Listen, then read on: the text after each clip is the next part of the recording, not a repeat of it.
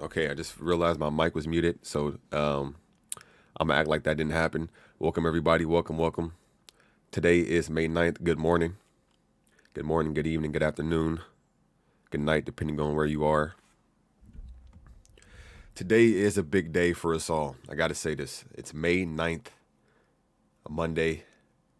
Today is the victory day for Russia, right? Let me say that over. Today is the victory parade for Russia. All right, this is the same day that they, defeated the Nazis. All right, now they become the Nazis, is what it looks like.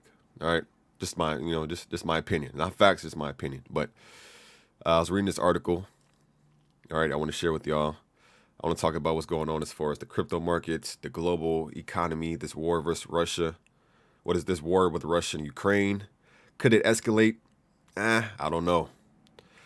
I just read this article where Vladimir Putin said that he's not really focusing on pushing the pushing the war to a greater extent. But I mean, you can't really trust can't really trust a person who's already out there slaughtering motherfuckers. You can't really, and I'm not even laughing. Like it's fact. You can't trust somebody who's already like gave the green light to go kill innocent people. So you can't trust anything this man says. That's just facts. But let me just wait for a few more people. I see a sign in the building. DNA Dimension. My boy Love Thy Ink. Diddy So Pretty. Hussein. Welcome. Ray Bethel. It said no. Ukraine is the Nazis. Ukraine is the. Hold on a second, Ray Bethel. I don't know about that. I'm honestly, I'm still trying to learn this my damn self. I'm still trying to figure out what the hell's going on. I wouldn't compare Ukraine. One thing I do know is no way the Ukrainians is the new Nazis, bro. If they really are, bro, you gotta let me know now in the chat. There's no way you can just say that and not fill me in. What did the Ukrainians do? Well, first off, before we even hop into that, right? Before we even hop into this, I'm gonna read this article, right? Let me read this article about Vladimir Putin and the war and stuff, and then we can pretty much come back to this topic and shit, right? Wait, what? Oh.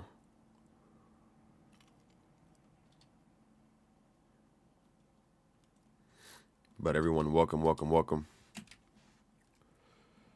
The markets is still down, obviously, because of just everything that's going on, right? And it's not just a war, right? But when it comes to today is one of the main days that people are fearing in the crypto market, right? The markets in general. A lot of people believe that Vladimir Putin, has something up his sleeve as far as, this whole May 9th Russia parade victory day.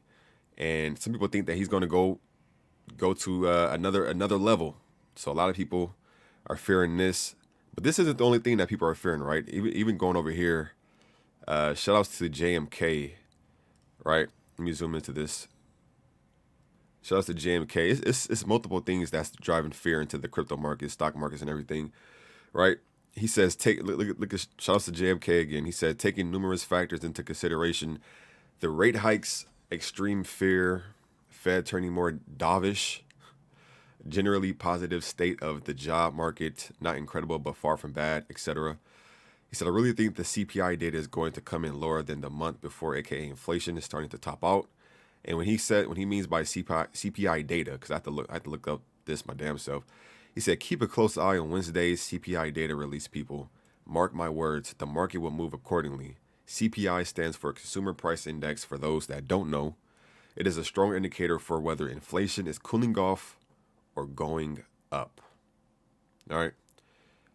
As you see over here, Bitcoin is currently at $32,269. So Bitcoin has gone from, let's see. I think Bitcoin went down from 40,000. Let's see, its price, check the past 7 days. Bitcoin went from pretty much 40,000 down to 32,000 in a week. All right. That is a lot. Some people look at it as, buying opportunity. Some people, look at it as fear, so you got some people selling off, or a lot of people selling off, right? We don't really know what the market holds when it comes to all these issues and stuff, right? Yo, what's going on? All right, smash that like button and definitely smash that like button. I'd appreciate it. Did I tweet this out already? I haven't even tweeted this out yet. Let me tweet this out, and then let's get started. So yeah, the issue has some deep roots. Yeah, I seen a video tracing back like the deep roots that Russia and Ukraine has. But the only thing I've known from like their issues is like them owing some like part of land or something that they promised them and they didn't give. Now, when it comes to like other things where like somebody said that the Ukrainians are like the Nazis, I'm like, wait, what? That kind of threw me for a loop. But like I said before, I'm not going to act like I know everything. I know some things and there's a lot of things I don't know. But that's why I'm live streaming right now, so you can figure out what the hell is going on. What's going on, Dinosaurs? What's going on, brother? Rich people will always buy regardless. True. You know that Hassan and I are twins? Really? Yo, that's what's... Oh, I see. Oh, Hussein Hilmi, Hassan Hilmi. Oh, that's what's up. Shout out to the twins in the building. Happy twin day. All right, so yo, I'm gonna hop straight into it. All right, so first off, thank you all for tuning in. I came across this article, right? This article right here. Where is it at? Right here. It says Putin calibrates his message to Russians, not asking for much more from them. Right? Again, a lot of people were fearing today because they feel like Putin was going to do something, crazy to prove his point. Since today is the victory day, celebration day for Russians and stuff. The same day that they, I'll just read it. It says, in his annual Victory Day address, President Vladimir V. Putin of Russia defended the decision to invade Ukraine and falsely depicted his country's actions as an extension of the struggle against Nazism. I don't even know that exists. Nazism in Europe. All right, so this is already a big day for this is pretty much an enhancement day for Russians. Like I think this is like a day to where this shit just helps them power up. Like they get extra cocky on this day. But right here it says there was no claim of victory or mission accomplished, and no promise that the fight in Ukraine could end soon. But there was also no call for new sacrifice or mobilization, no threat of a nuclear strike, no stark pronouncement about Russia being locked in an existential war with the West. Then it says, instead, President Vladimir V. Putin stood in Red Square in Moscow on Monday, which is today, on Russia's most important secular holiday. Well, I don't know why I keep doing that. Then it says, and he delivered a message for the broader Russian public that they could keep on living their lives. The military would continue to fight. The military would continue fighting to rid Ukraine. Yo, this is cold. For him to even say the military would continue fighting to rid Ukraine, in his false tellings of torturers, death squads, and Nazis, Mr. Putin did not make any new attempt to prepare his people for a wider conflict. So one thing that I pretty much gathered through, like out of here, is that from his speech, right? From his speech, it seemed like here's one thing about this though. It's easy for somebody to say they're not gonna do something, and then the next hour or the next day they do it. And obviously, if Vladimir Putin was smart, I mean, wouldn't a smart man go on stage, right? Wouldn't he go up to the podium and say that he's not gonna continue doing some crazy shit and then do some crazy shit behind the scenes? Like, so even though this article points out that he potentially is, not going to escalate to an even further, ordeal when it comes to this, just war. It's kind of like, I mean, it's already a war going on. Like people are already dying and losing lives. So it's kind of like, I'm not holding him to that, right? So as far as, this coming down to like the whole crypto market or just markets in general, this is one of those things where it's kind of like, and I've been thinking about this, like when it comes to crypto, obviously, one of the reasons why crypto was down is because of this. And when it comes to wars, sometimes wars, they last for, weeks, months, years. Nobody really knows how long this shit is going to go on. Nobody knows if it's going to escalate even more. But all I know is that people are waiting for this, today to pretty much go through. And, regardless, there's still a war going on. And, it sucks to say that people are losing their lives and stuff. So I know a lot of people are going to be waiting. Going back to the crypto market, I know a lot of people are going to be waiting just to kind of see how the markets and stuff go as far as the news and stuff that comes out. Um, I will say, prayers out to the people that's, dealing with this crazy shit. As far as the markets, I feel like all we can do is really just wait and see what goes on, right? Just keep observing. They say he won't do it. He won't do it until China is fully prepped to back him, in my opinion. The market will recover if you have extra money on to buy, load up on some things now if you looked into it well enough. Hello, family, trying to stay positive today. What's going on, Tony? So, yo, what's up? Just got done watching Ronnie's stream. All that dude ever talks about is how much he can't stand TikTok. Yeah, that sounds about right. That sounds about right. Going back to what DNA said, yo, DNA, I definitely agree with you, man. I've even said this in the last stream. If anybody does, have extra money to probably put into some crypto, you could potentially, put in on some more projects, some more cryptocurrencies that you feel like, is going to do well over time, like overdue long time, right? Me personally, I'm not putting any money into anything right now. I'm just sitting back and observing it because one thing I don't like really doing is just like buying a certain dip, and then that shit keeps dipping, and then I buy that dip, and then it keeps dipping, and then I buy that dip. I'm more comfortable buying the dip when I know like no one ever knows for a fact, but I like buying the dip when I have a super bigger like chance or just a bigger idea of like where the bottom could be. So as of right now, I feel like, and this is just my opinion, I feel like right now this news is it's not even warm. It's still hot. This news is still hot right now, right? So I feel like for me personally, I'm still waiting to observe and everything.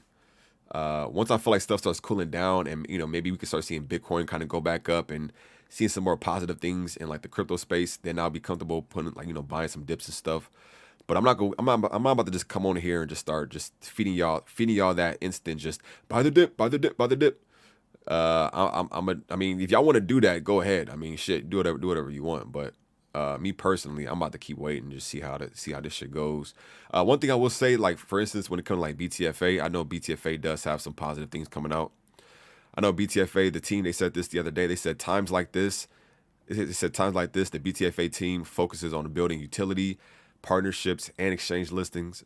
Then they said, needless to say, we are going back to back starting Monday. So the BTFA team, I can't speak for every other project in the crypto space, but when it comes to BTFA, they said that they plan on going back to back starting today, and they already started today. Because if you haven't noticed already, they announced that Bandex, right, which is the governance token for BTFA, pretty much will be officially, live and trading on xt.com. xt.com is the big exchange. So this is the second big exchange that they already dropped for Bandex, which is pretty huge. I'm not gonna lie, it's pretty huge. But yeah, the official trading for this is going to be on on May 13th. So pretty much on Friday. All right. And then they announced that we will have an exchange listing for BTFA on Wednesday. So we got an exchange listing on BTFA. Well, I'm sorry. I don't know if it'll be an exchange listing announcement or the exchange listing will actually be live. It might just be an announcement on Wednesday, but regardless, exchange listing announcement on Wednesday for BTFA. All right.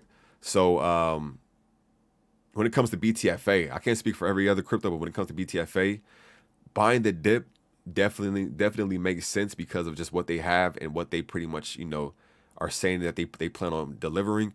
And when it comes to BTFA, once they say they're going to deliver something, they deliver it. There's no beating around the bush. There's no delays. They deliver it. All right. So when I say BTFA, anybody who's waiting to get in at a better price, not financial advice, but with everything they have coming, this is definitely a nice price to get into. And I feel like, shout outs to Crypto Demon, he pointed out that this is also like a pretty good support line when it comes to BTFA because we're currently at the 72 line, right? 5072. And we were at this 5072 line. 50 is like 70, yes, 5072 line the 21st of April. And then we were slightly above here 17th of April. And then we were also, we had a nice support line 7th of April. So when it comes to this price that we're at right now, we've had multiple when you zoom out and look at the chart, we've had multiple what's the word? Just support support floors where at this level we pretty much stood tall, and we just kind of just grew up. Now even right here, going back to this, right? Even going back to this, this is the same right here. Look at this, 7.4. It was at 7.3. We was at the same price we were right here, and this is when we had the XT listing, right? Can I make this zoom out a little more? We had the XT.com listing, and then bam, that's when we started going back up. Now, of course, like I said before, with everything going on as far as the Russia, Ukraine, the Fed rate hikes, all this other stuff, fear of recession, unemployment, everything, that's stuff that been going on, and we still rose up to here.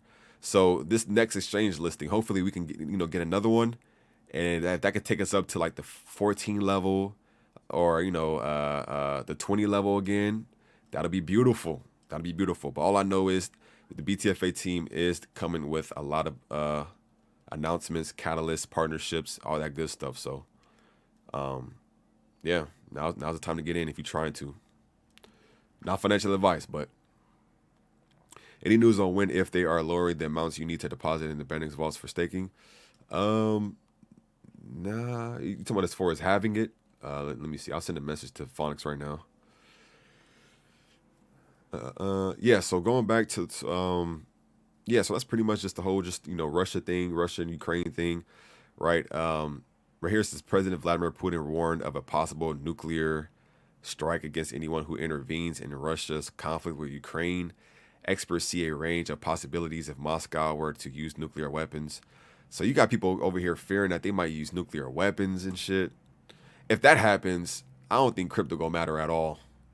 If they start pushing buttons on the nuclear weapons, man, somebody might come out with a nuclear weapon Inu token, but any other crypto markets, I don't even want to even think of how that shit would be. But you got motherfucking perfect. You got, what is this? Patron and expert bomb finder and perhaps Ukraine's smallest fighter has been honored by the country's president. This dog has found more than 200 Russian explosives. President Volodymyr Zelensky said, and also helps children learn about mines. You got dogs over here sniffing out bombs and shit, bro. It's just crazy, man. So as you can see, it's a lot of stuff going on around the world, man. And that was just the stuff for the Russia Ukraine shit, But yeah, I'm keeping it real with y'all. As far as this stuff going on, there's no telling how long this stuff is going to be going on. Hopefully today goes smooth. Hopefully Vladimir, sit his ass down and go watch a Netflix original series, or he just go get a massage or something like that, to where he just kind of just relax. Hopefully everybody in this, that's pretty much in this friendly fire, not friendly fire, but in this shit, just innocent bystanders. Innocent bystanders, people who didn't even want to go to the war. Prayers out to them. Shit's crazy. What else?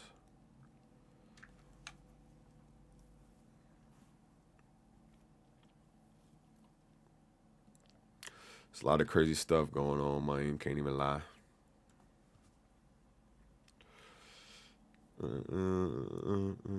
So it's not a good time to buy now. It can still go lower. Yeah, I agree with you, Dinosaurs. I don't think, this is just my opinion.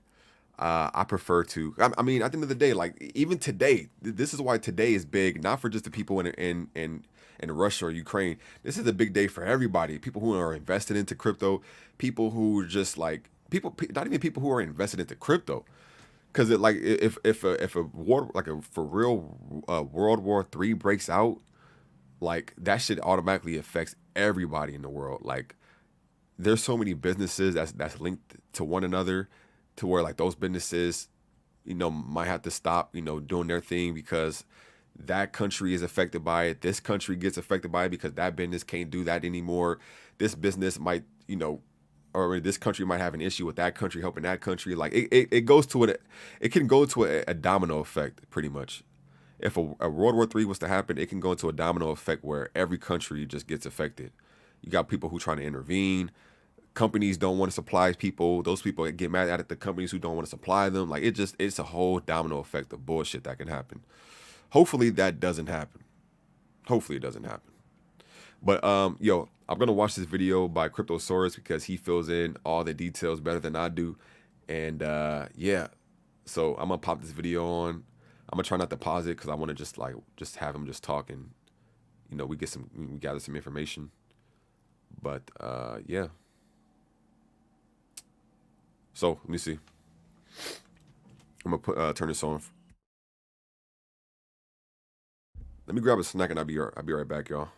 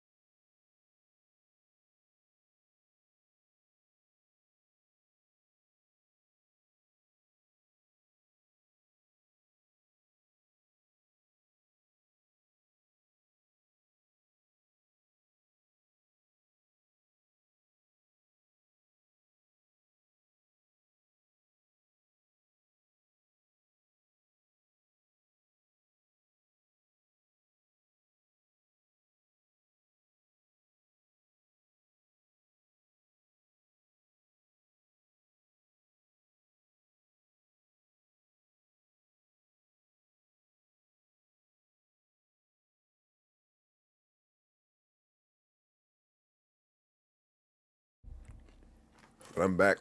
I had to grab a quick snack. What's going on, GMTF? What's going on?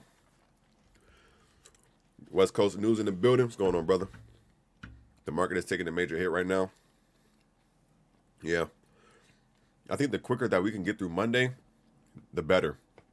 A lot of people are just scared of Monday. A lot of people feel like Vladimir Putin is going to do some crazy shit. So the quicker that Monday, the quicker that Monday ends, and I feel like the better that we can kind of move on, hopefully. But I'm gonna play this video. by Cryptos RS. He covers the economy. He covers the U.S. markets. He covers everything, all the news and stuff. The reasons why the market's going down, the war. He covers all that good stuff. So I'm about to sit back. If y'all want to enjoy with me, feel free to. If not, it's all good. But I'm about to play this video. It's 30 minutes, so I'm gonna pause it here and there. But 31,000 Bitcoin, is it? 31,000 Bitcoin. 31,000 Bitcoin.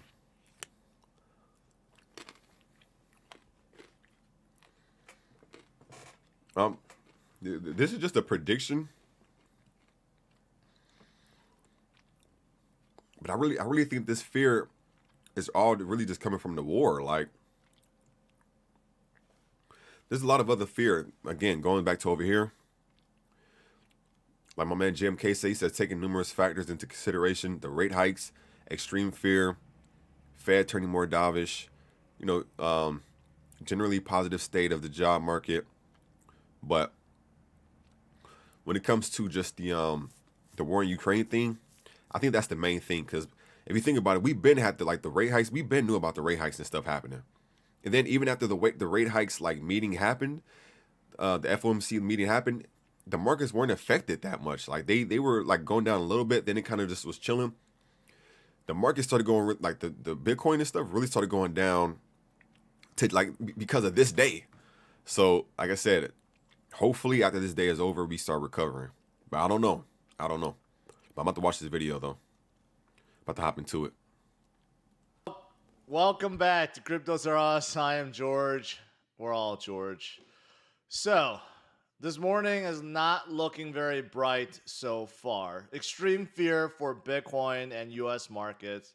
So, let's discuss what's going on this morning and what may be coming for the rest of this week. Smash the like, subscribe to the channel. Make sure you hit that notification bell to get notified of all my streams. And also follow me on social media. Follow me on cryptosaurus.com and the brand new Cryptosaurus Clips channel. Now, West Coast said tanking like floor is about to be set for life. I'm DCA, but just not as much. I am buying lightly in each category. It's total markets across the board. Total MC is 1.5 trillion. It's half of all-time high. Yeah, nah, it's definitely a big one. I ain't gonna lie, it's definitely a big beast we going against this time. This week alone, this day alone is hella critical. But I feel like this upcoming week is gonna be super critical, especially Wednesday. Especially Wednesday, going back to what JMK said. He said keep a close eye on Wednesday. Keep a close eye on Wednesday CPI data release, people.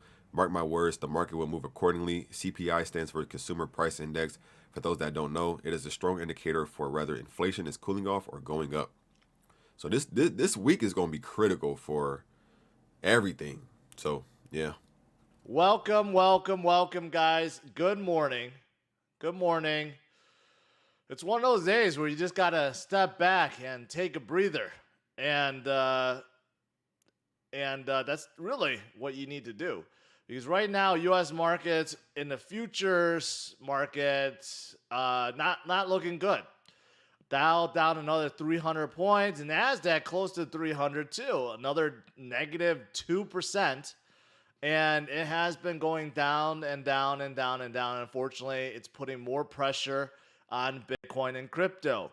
Bitcoin is now at 32.7. Basically, if you zoom out, it's the same point, roughly the same point, a little bit lower than the previous low back in January 24th of this year. So we're right around there. So unfortunately, we have made a new low for this year. So what does that? Tony said, just remember how we, looking back in July of 2021, 29 Bitcoin, we've been there once. Yeah, that's one thing that I noticed, like a lot of times people have said. Yeah, it's definitely good to look back and see how, we might have recovered and the issues we dealt with. But the issues we dealt with back then aren't the same issues that we're dealing with now. we all have to keep in mind, yeah, like yeah, it's been moments where like Bitcoin might have like dumped down a lot, and it recovered, but you also got to take into consideration where it's like the issues that we were dealing with back then we're nowhere near the issues we're dealing with right now. Because now it's like we're still dealing with a pandemic, COVID. We're dealing with like a fear of recession. We're dealing with like motherfuckers going to war in Ukraine, right?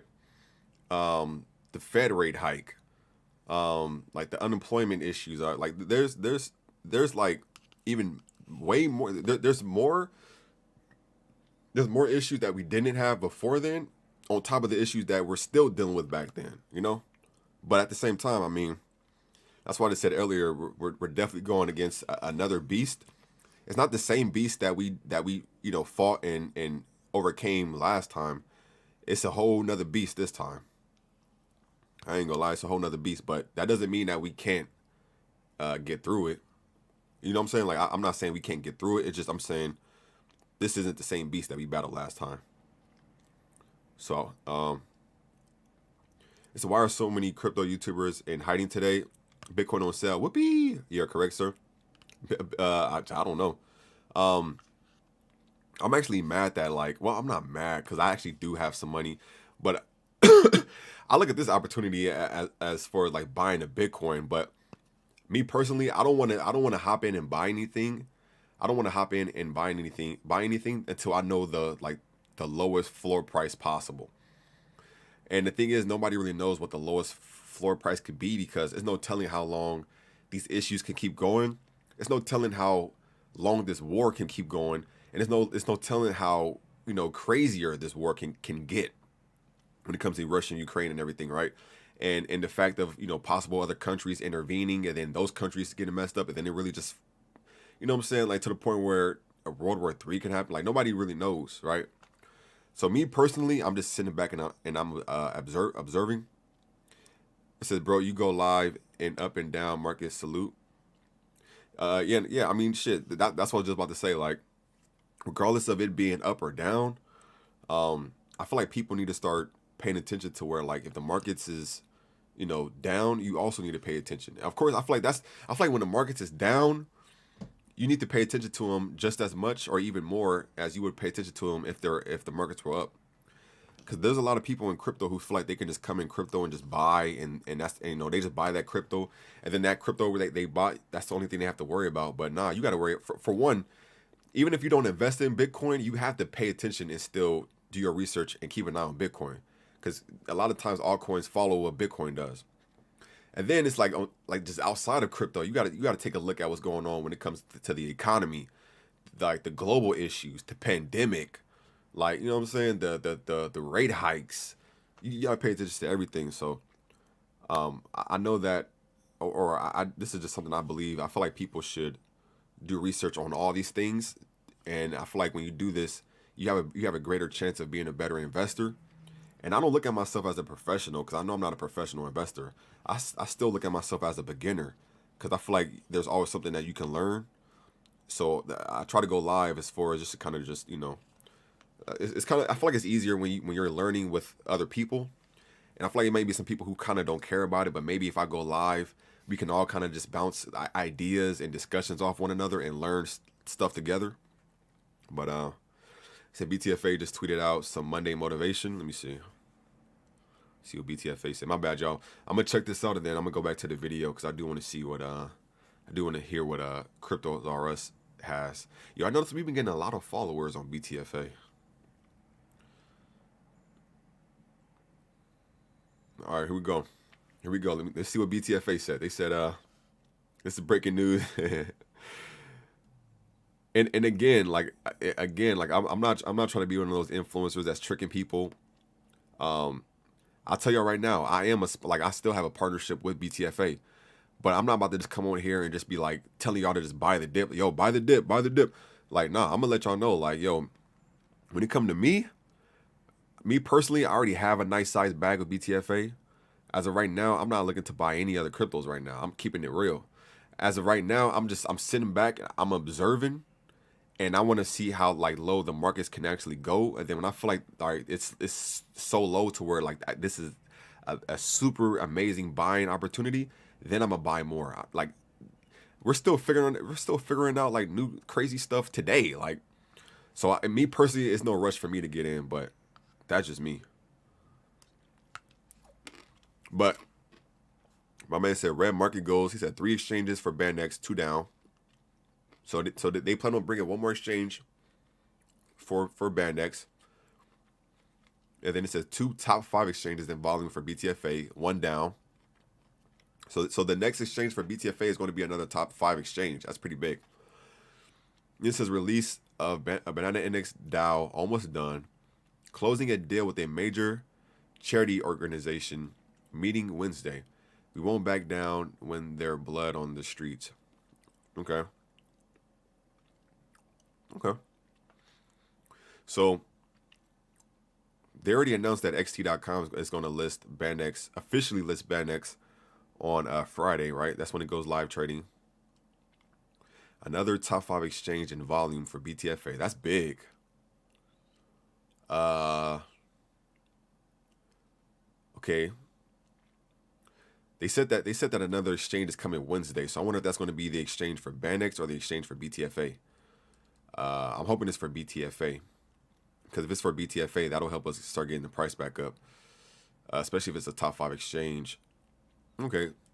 Definitely some motivation and inspiration right there. I like it. I dig it.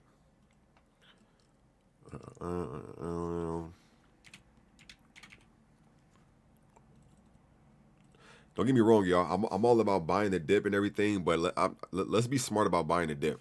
All right. Instead of just buying the first dip that we see, this is just my opinion, not financial advice. But what I'm trying to do is I'm trying to be smart when it comes to buying the dip. I'm trying to make sure that dip is actually like the last dip. I want to make sure I buy the last dip so that as soon as it turns around, I instantly start making more profit. So I'm all about buying the dip, man. I'm just trying to do it a smart way. I like this channel. I like this sub. Yo, much love, Squid. Appreciate the support. It's time to sit down. It says it's time to sit on the sidelines. Like my son said, let's just wait a bit until we crab sideways and potential great buys. This is the time to accumulate blue chips at half off. Link, Atom, ADA, Solana, Ethereum. Yo, I definitely got to get some more Ethereum for sure. I agree on that. Yo, what's going on, KB? How's it going? BTFA Wednesday. Oh, okay. So the exchange listed for BTFA. Okay.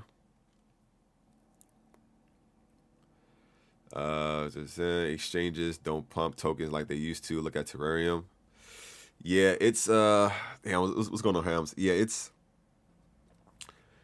really depends. It really depends. And that's one thing I noticed. Like when the market is going the way it is with all the issues and the fear, it's definitely hard to bring in more volume, more buyers and stuff to pump up a project from an exchange listing because people are already like on the sideline. They're not really trying to buy in.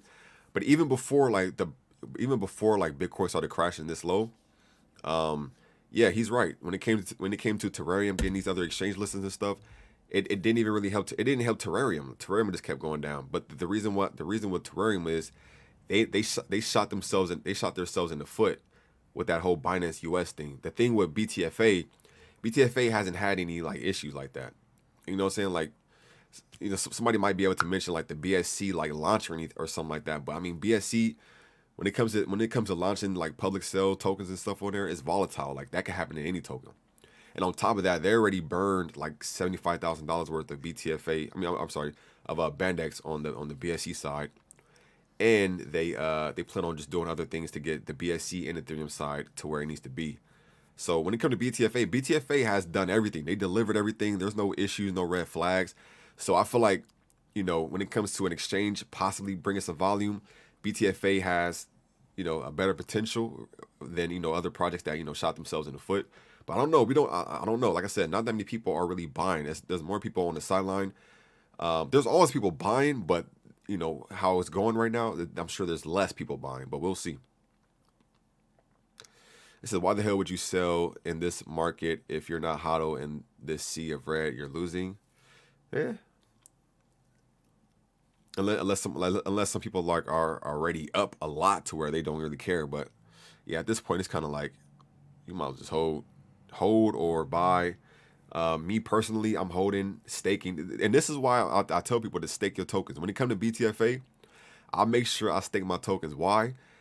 Like, yeah, we may be going down in price for now, right? For the time being, but at the same time, earning that passive income, earning more tokens, so that when we do get that flip time, nobody knows when, but when we get that reversal and the price start going back up, that's just extra money. My boy Master Snake in the building. What's going on, Master Snake? How you feeling, brethren? Exchanges don't mean nothing anymore. Yeah, nah, it's definitely hard to. One thing I can say about BTFA, the reason why I can say this is because I've been covering it like since day one. BTFA is still at a small market cap. We're only at a seven. Where are we at? We're only at a $7 million market cap. So where other exchanges may need like $100 million, pump, or a $500 million pump, or $1 billion pump, BTFA only needs a few million. Like BTFA only needs a $7 million like volume, right, of buyers to make it 2x. Like we're still at that super small market cap, and that's why I'm not tripping on BTFA, because I know all it takes is just like, this Russian Ukraine thing for Monday to kind of just slowly kind of just be chill, no issues, have Bitcoin slowly going back up. Exchange listed on Wednesday for BTFA. I believe we have like some AMAs, like 1 or 2 AMAs this week, and they said they have like multiple like other exchanges and stuff coming out this month. So I know when it comes to BTFA, it doesn't need as great as a push as other cryptos do. Other cryptos are already big, so they need announcements and catalysts that can move mountains in order for them to 2x, 3x, 5x again. When it comes to BTFA, like all we need is some good exchanges, the team to keep delivering, people to keep staking their tokens and holding them, and we're good to go. But we'll see. We will see.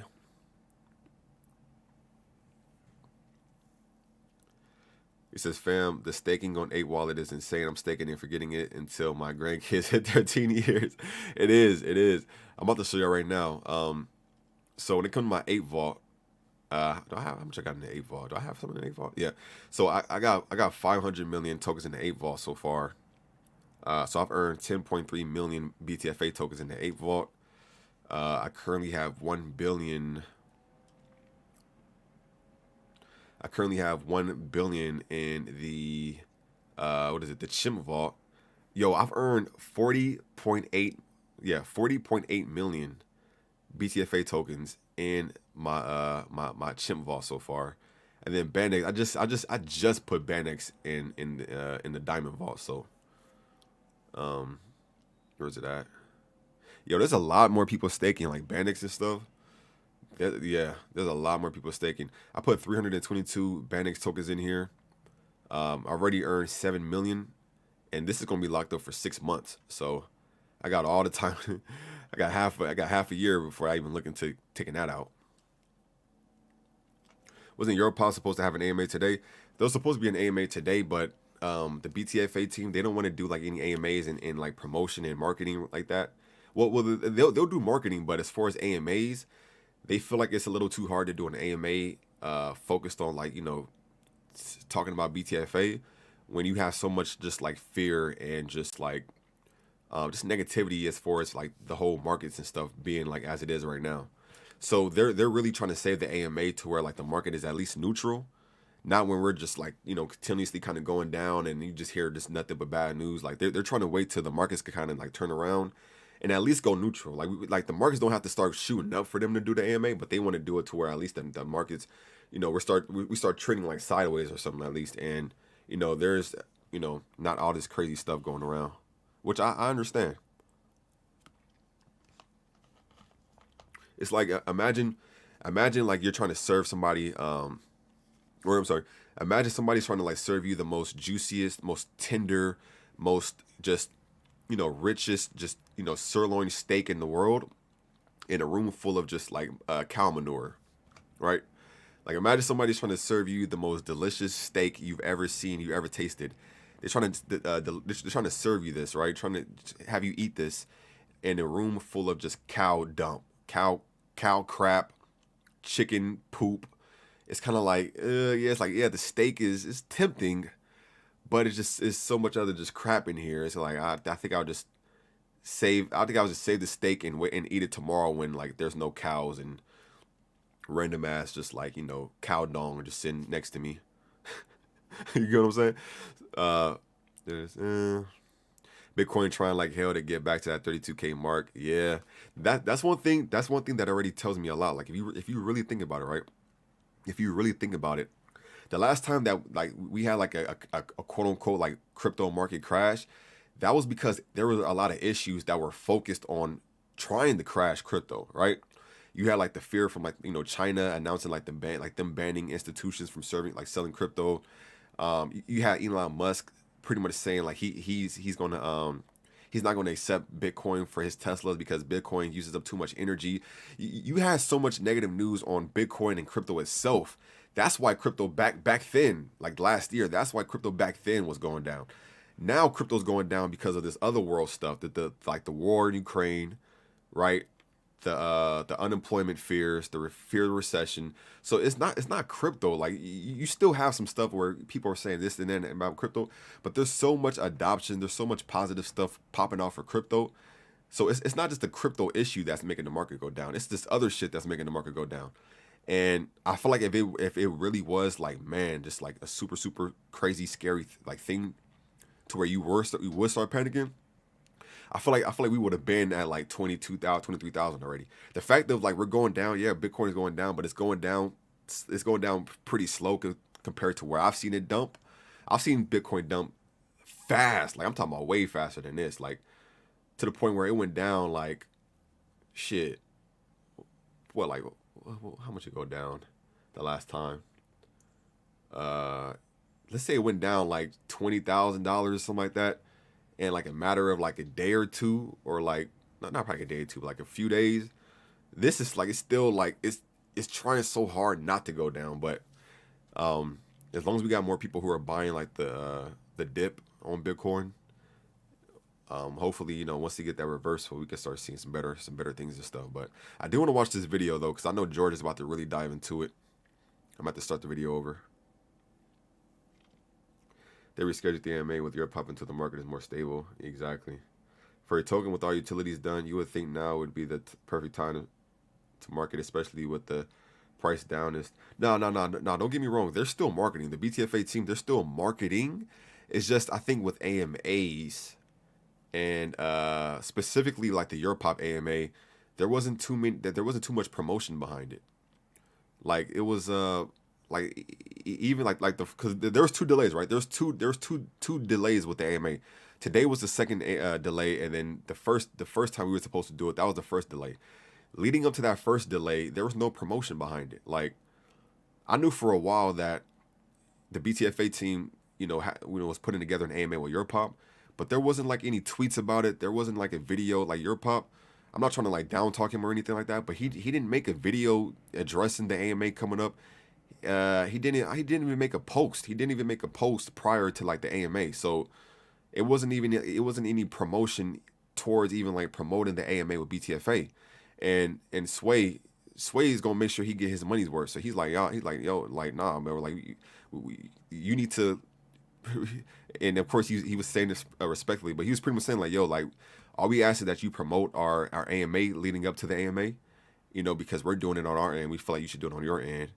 And I think just now it has to do with the markets being down so much. So he wants to make sure that the AMA is actually promoted to where people even know it's going to happen. Because at first it was to the point where people didn't even know it's going to happen. Now it's kind of like the markets are being down. So he wants to just make sure the marketing is good when it comes to promoting it, and the markets are just good in general. I grew up on a farm. I eat that steak with no A1. Eesh. He's like, fuck it, it's still good steak. Yeah, at least at the big crash last time was my last was May last year at this time. Frame the 6th to 15th. The bottom drop like a stripper pole. Yo, what's going on, OG? So, yo, fam, you good? Blessings, blessings, blessings. Yo, again, thank you all for tuning in. Bitcoin was 29,500 area last July. Yeah, no, it's a lot of stuff, but I'm about to play this video because I know George. He's one of the most brilliant people and up to date people when it comes to this stuff. So feel free to watch the video with the crypto fam if y'all want to. I highly recommend y'all watch this. I know it's 30 minutes. I'm gonna try not to pause it this time. I'm gonna just try to let it play through. And then any questions or concerns y'all might have as far as like with me with BTFA or just more just discussions with this stuff, we can talk about it after the video. All right. So hey fam, I can't claim my airdrop bannings because I followed all the instructions, but number 6 blue white button not doing anything. Well, for one, make sure you let me see. I'm gonna send you this video. Shout out to the crypto shop. He made a video showing you how you could claim the Binance tokens drop. The crypto shop. Try following this video. Like try following what he did in this video. That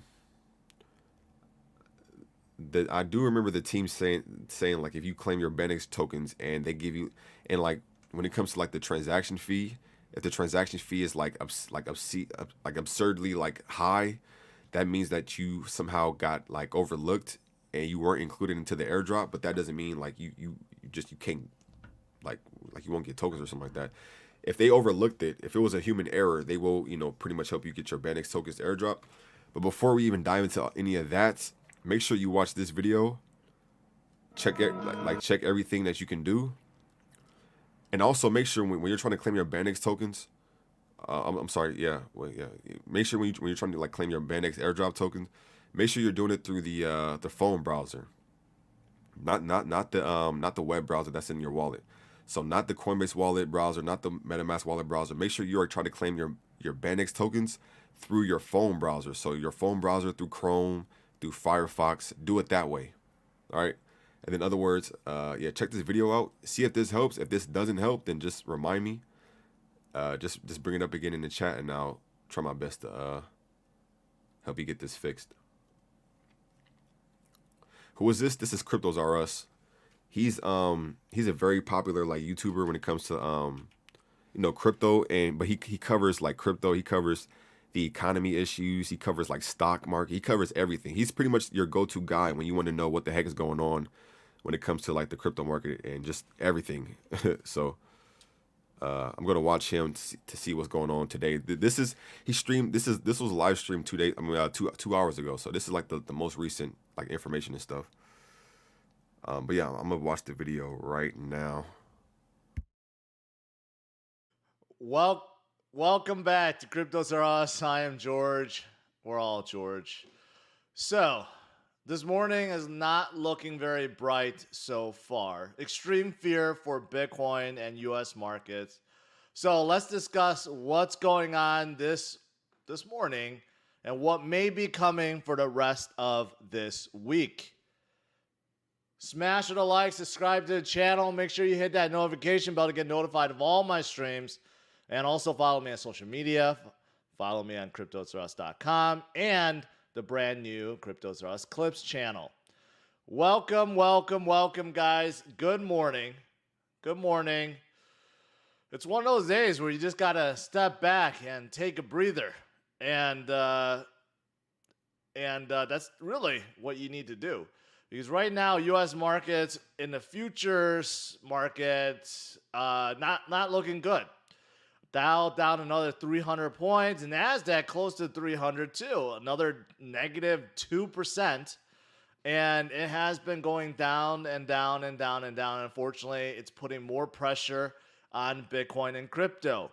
Bitcoin is now at 32.7. Basically, if you zoom out, it's the same point.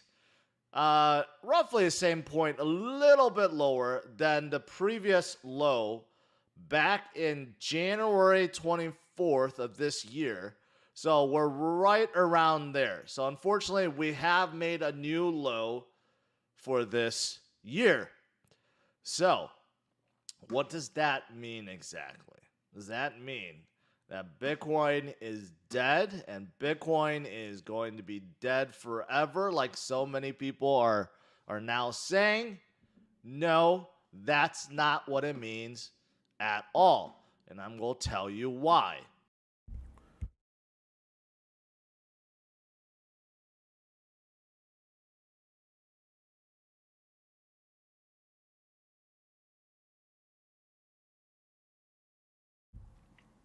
Oh, damn, I was muted. Yo, Manos. It's the reason why I'm watching this video by Cryptos R Us. He's literally about to hop into like your question, and he's going to answer it right now. So if you want to watch it with us, I'm sure he's going to dive into it. I got in early. I should be able to receive the airdrop. I'll keep trying. Thanks. All right. And then two, keep in mind, BD, you can also private message CryptoPhonics or Sway. You can private message them because they're a part of the actual team. So I know they'll have a lot more information than I do. But again, if you do need more help, just let me know. Okay, but for and Bitcoin. So, what does that mean exactly? Does that mean that Bitcoin is dead and Bitcoin is going to be dead forever, like so many people are now saying? No, that's not what it means at all. And I'm going to tell you why. Okay, but first, I did want to talk about this because I did make a big deal about this, and I think many people were looking for something really, really, really bad to come out of Putin and Russia today. And fortunately, we did not. Fortunately, Putin didn't do much at all. So it was very highly speculated that he may officially declare war. He may do something else more drastic. And guess nothing, none of that happened. So basically, he held a speech saying that this invasion was prompted by the West, trying to take over Russia's territories, and he had no choice but to basically fight back. Okay, so he kind of referred a lot of rhetoric to World War II and the Nazis and defeating the Nazis and all that stuff. But overall, he didn't say anything. Hey, yo, much love, John Butler. Appreciate that, fam. New. He didn't go more on the offense. He didn't declare victory. He didn't declare war. Nothing like that. So at the very least, we have this and how this didn't escalate because many were preparing for the worst, that something else might have happened. So just want to give you guys an update on that. So nothing on the war front that has gotten any worse than it already is. So that is good. I did also notice this, and this is never good, when the 10-year treasury goes up and up and up and up, which it did today again, it means there's a lot of fear out there, right? It means that there are a lot of people that are actually selling off their investments like stocks and crypto and buying a 10-year treasury bond at a yield of 3%, which is roughly 5% less than the current inflation rate. Okay, but I guess many traders feel like this is a better alternative than sitting on stocks, which are going down and getting decimated right now. But something interesting to show you guys. Is even though this has been going up, right? 5 days, yes, it's been going up. You could argue 1 month is going up, 3 months is going up, 6 months is going up, right? But this is where it gets interesting. You go 1 year, and you start noticing that trend. You go 5 years, and you're like, oh, okay. So it's actually less than 5 years. And you go you'll notice that going back to 1980s, the treasury bond was actually at like 15. So you know what this reminds me of? The dollar, basically. If you look at a chart of a dollar and its buying power over the years, pretty much looks like this. Even though short term, yes, the rate on the bonds is going up, but long term, what's happening? It's going down and down and down, just like the dollar, right? So I don't know, just a general observation there. I just decided to share with you guys. All right, and then speaking of decimation, like in terms of this morning, a lot of stocks reported. One that's of particular interest to me is Rivian, and Ford decided to sell 8 million of their 102 million stake in it, and that just caused it to dump about 13% on pre-market. Market bell.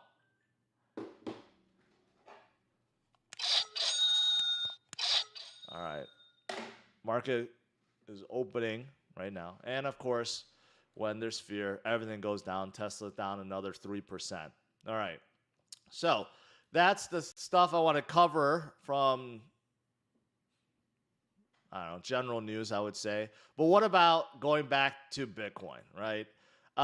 There's no doubt so much fear out there, okay? If you look at fear and greed index, as expected, it has dropped to almost,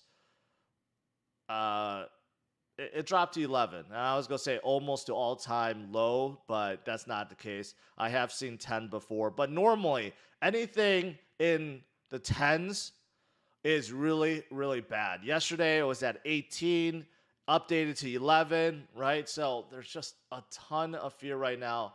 And rightfully so, because if you look at, this is the very first 6-week losing streak. Yes, it has been 6 consecutive losing weeks for Bitcoin. It seems like an eternity. The 6 weeks seems like it's 6 years. First time since 2014. 2014. So yes, it has been pretty brutal over the last 6 weeks, especially within the last 2 weeks, which seems to have escalated even more. And you look at the number of liquidations out there, tons. As Bitcoin drops, there's just hundreds of millions. And this is just measuring Bitcoin. If you measure Ethereum and all the others, I'm sure it adds up to billions of longs being liquidated right now. Okay? So yes, it does look bad. Looks bad all around, right? Ooh. Getting a little spike. Nothing to be excited about. But yes, it does look very bad. But this is something that Bitcoin has seen before. This is something that we have seen before. At least some of us have. The ones that have been in the game for many years, we have seen this before. We have seen extreme fear for Bitcoin. Yes, we have. Even in 2021, we've seen it time and time again. Every time when it seems like all hope is lost, that everything was going to crash to zero, and that there's no way we're going to get a recovery, we do. And I'm going to show you some of the negatives and show you why it's a positive. First of all, number of addresses in a profit has reached a 19-month low. Okay, and that's because Bitcoin, where it is now, right around 33,000, it's not good. So a lot of people are. OG said, I'm hoping 27K or lower Bitcoin. Shit, praying. Yo, low key, I was literally just thinking the same thing. Like, if Bitcoin go down, well, regardless, I'm thinking about like at least buying half of Bitcoin. If it goes down to 25,000 or even 20,000, if we go to 20,000, I'm gonna for sure try to buy an entire Bitcoin. Are actually not making as much money as before, right? And of course, that's not good. But why it could be good is because if you look at this same scenario versus 2021, which I just mentioned, when Bitcoin fell to 28,000, the same, of course, that's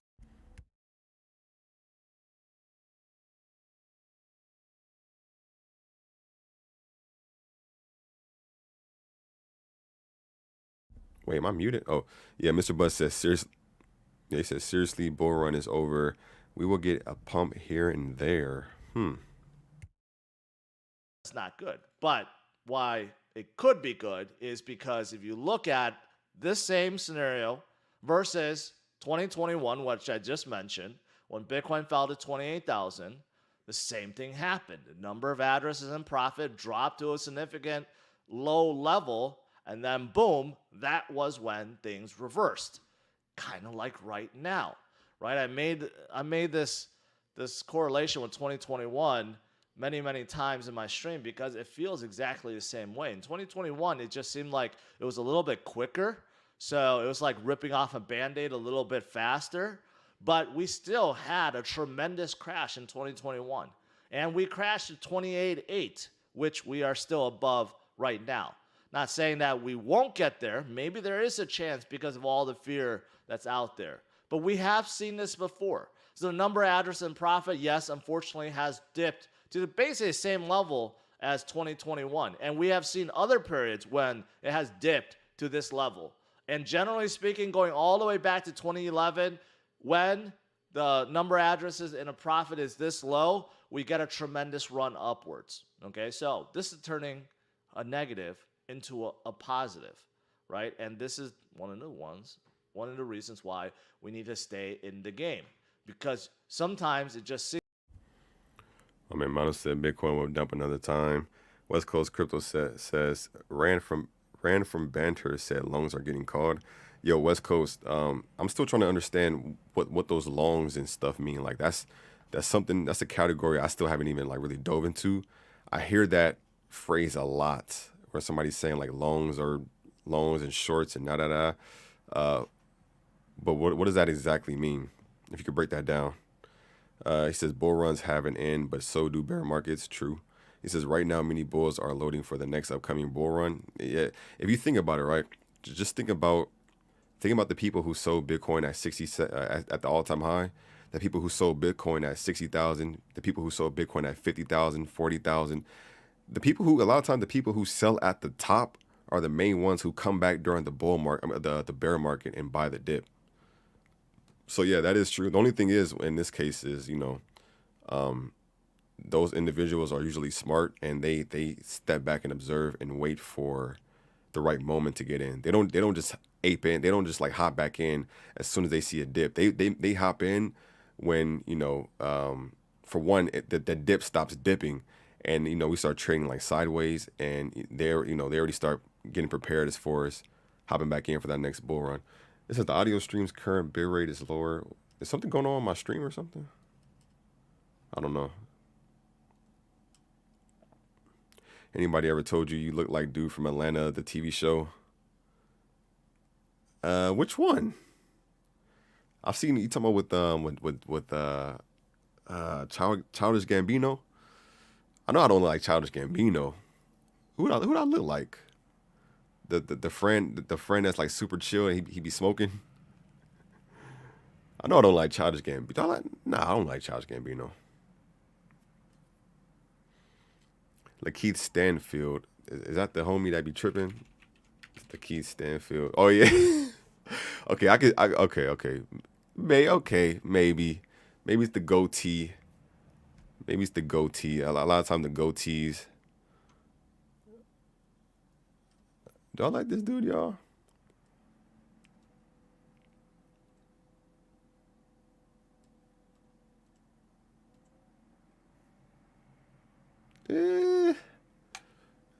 Maybe if I step back a little bit. What do y'all think? He says, it's a fight between the shorts and longs liquidity levels. It's a fight between the longs and shorts liquidity levels. So, all right, so that's my next. Here goes Bitcoin down. Let me see Bitcoin. Where's it at? Where we at? Let me go to crypto.com because crypto.com I think tracks it a lot better. Crypto.com /price. You never told me you famous fan. I don't like to brag, man. I don't like to brag. I did a few TV shows. Bitcoin is at 31,000. Damn, man. The thing that annoys me, like, and here's the thing that people have to realize: when you at the top, right? When Bitcoin is, I'm sorry, when crypto in general is pumping, and you sell some profit, you sell at the top, you get some profit, and you put some to the side for these moments.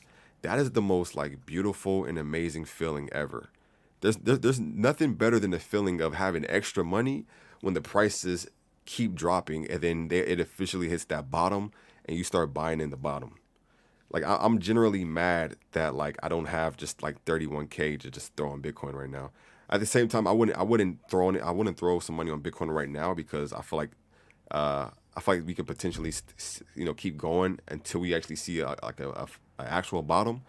But I'm definitely these next couple of days I'm definitely going to be just grinding to get some more extra money. Even if I gotta I can't even liquidate some other cryptos because that'll just be a loss. But I'm gonna definitely grind and try to get some extra money, because if Bitcoin hit that 25,000 or that 20,000, that's literally a chance of buying a whole Bitcoin. We've already seen Bitcoin hit $68,000. And like I said before, the reason why Bitcoin is like, or the reason why Bitcoin and all these other coins are going down, isn't because like it's not like an attack on crypto like it was the previous times. The crypto and all these other like markets and stuff is being affected because of what's going on around the world. So in other words, that just pretty much says like once everything else that goes on around the world, because keep in mind, this isn't the Russia and Ukraine isn't the first time a war broke out. We've had thousands of other wars that happened. We've had hundreds of other recessions that happened. We've had like several other unemployments, fears, and this stuff has happened multiple times, and we've always just came out of it at some point. So, man, if I can get a Bitcoin, ooh, I want to be a one Bitcoiner. I want to be a one Bitcoiner. And they had to focus on Russia, Ukraine, but the real blood is in crypto. We are far from over. Oh, it's Manos. This is you said you chill like him for sure. I love that show. I seen season 1 and season 2 of it. I haven't seen the new season yet though. It says while there are a lot of longs liquidated at the moment. Okay, so that's my next homework assignment.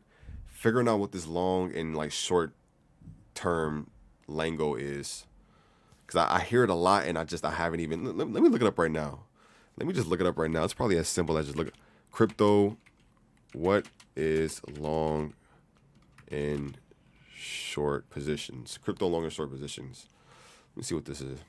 You initiate a long trade when you buy an asset with the expectation to sell it at a higher price in the future and make a profit.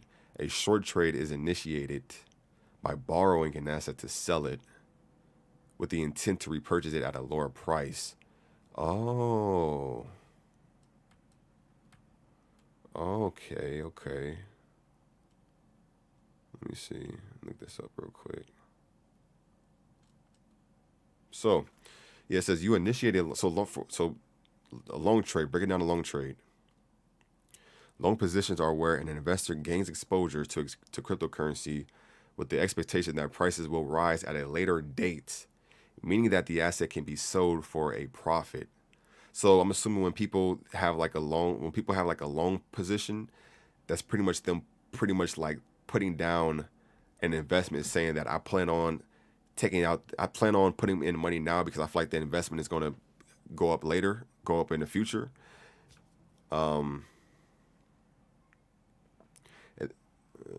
When you're long on a position, basically you're diamond handing an asset and you're betting the asset will grow. Okay, perfect.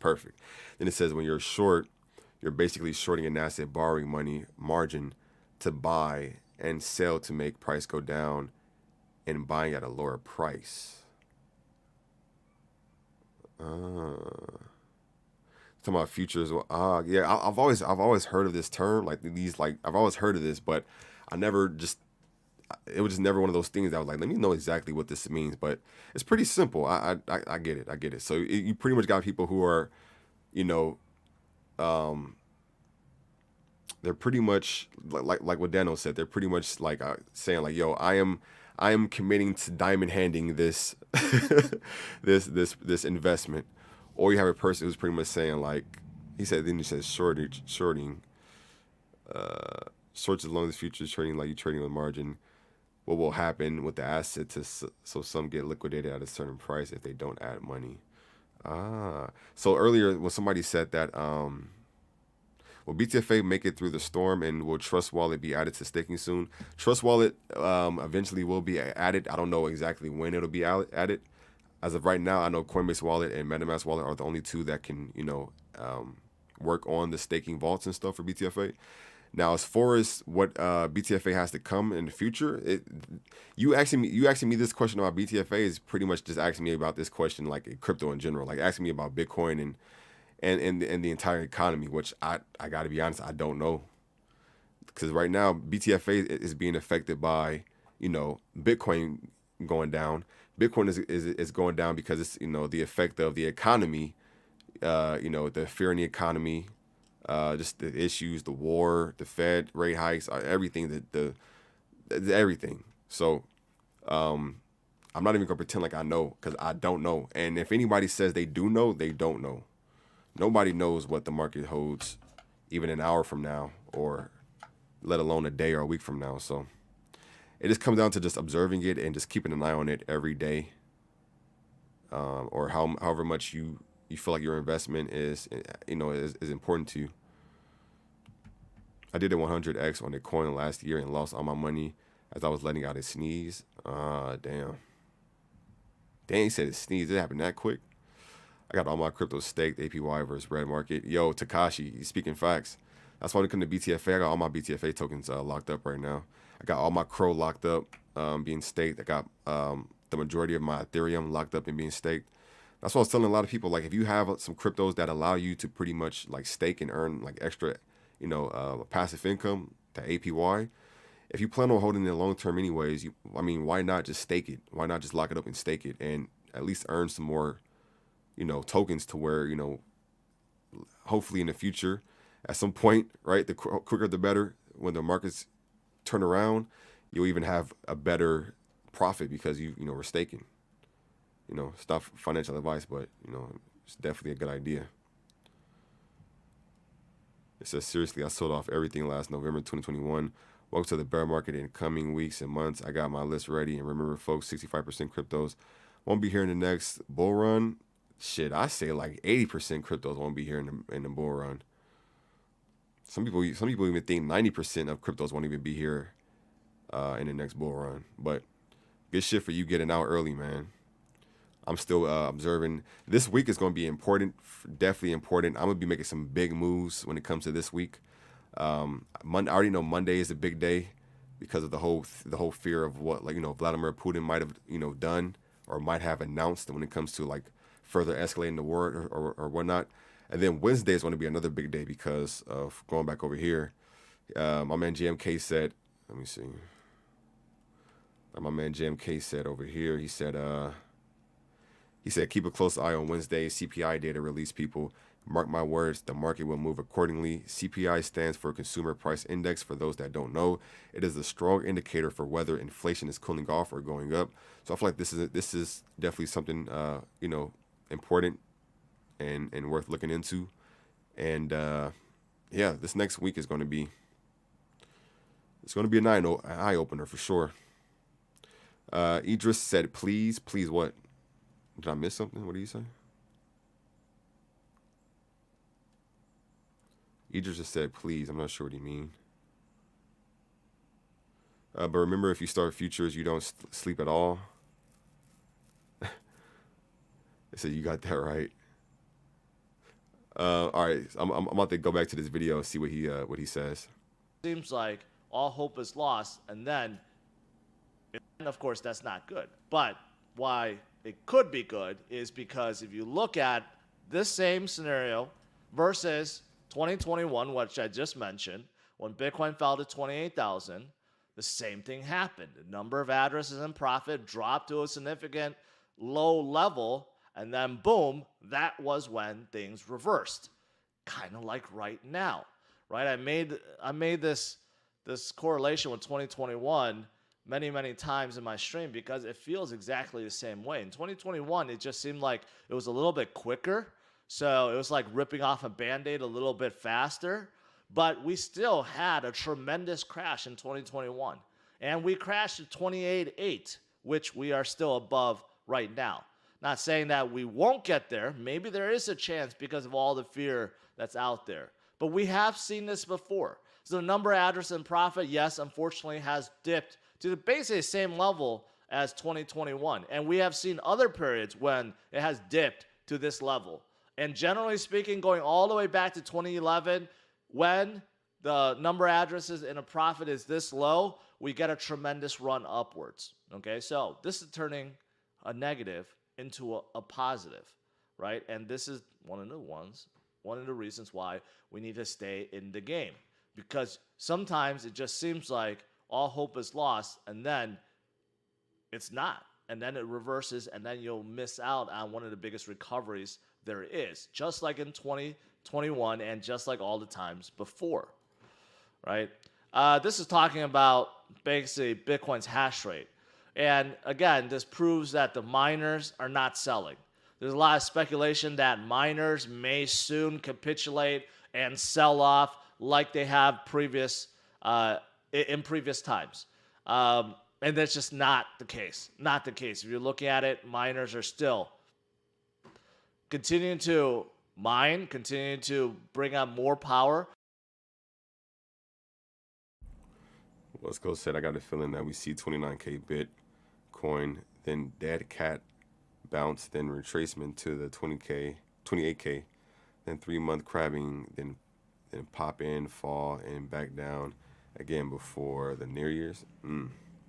One thing I will say about all of this stuff in general is it isn't just one issue that's affecting crypto, right?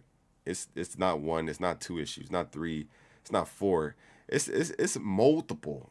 It's like tens of issues, and of course, some of those other issues are small. Some of them are medium sized, and some like today with the war and stuff are huge, right? So one thing in general is, I see a lot of people are saying like, we could potentially be in like in a bear market or whatever the case may be, or not even we are in, like we could potentially maybe, not even a maybe. I feel like it definitely is a bear market. The only thing is like how deep can this bear, like how deep is this bear market hold, and how long will it be, right? I swear, man, it's crazy when you think about it. Bear markets aren't scary when you have extra money to put into crypto and buy it cheaper. Bear markets are only scary when you have a bunch of shit at the top. When you have a bunch of crypto that you bought at the top. But that's why I said, me personally, I'm gonna just try to keep stacking my money and wait for that true bottom. My man said free fall tonight. Manos, you think a free fall is gonna happen tonight? Why is that? I was low-key thinking that Bitcoin might start bouncing back up based off of like, since Vladimir didn't announce nothing crazy. I'm thinking that it might, or not even go up. Let me not say that. I would think that Bitcoin would at least start trading sideways. Or slightly going back up after today ends, because I feel like the main reason why we're even down this low is because of today, because of Monday, because of Russia, Ukraine, Vladimir Putin. So I feel like the quicker this day is over, hopefully we can kind of just like, all right, kind of move on. But regardless, there's still a war going on over there. So it's all good, fam. Just means that new house for you and mom would just have to wait a little bit longer. Fuck that. Forget that. I'm going to get my money somehow. I don't give a damn. I ain't waiting on the crypto market. I ended up turning $300 into like damn near 8,000 a couple of days ago, but that wasn't it involved crypto, but it wasn't like it didn't involve me like buying a cryptocurrency. That was more so me just like gambling, and I don't try to bring that like gambling into like my investment circle, because the last thing I would want to do is like turn anybody into like a freaking gambler. But nah, I believe me, I try to get my money any way I can. So whether I got to do that or, I have multiple YouTube channels too. That's another thing people don't know. This isn't the only YouTube channel I have. I have about 7 other YouTube channels. So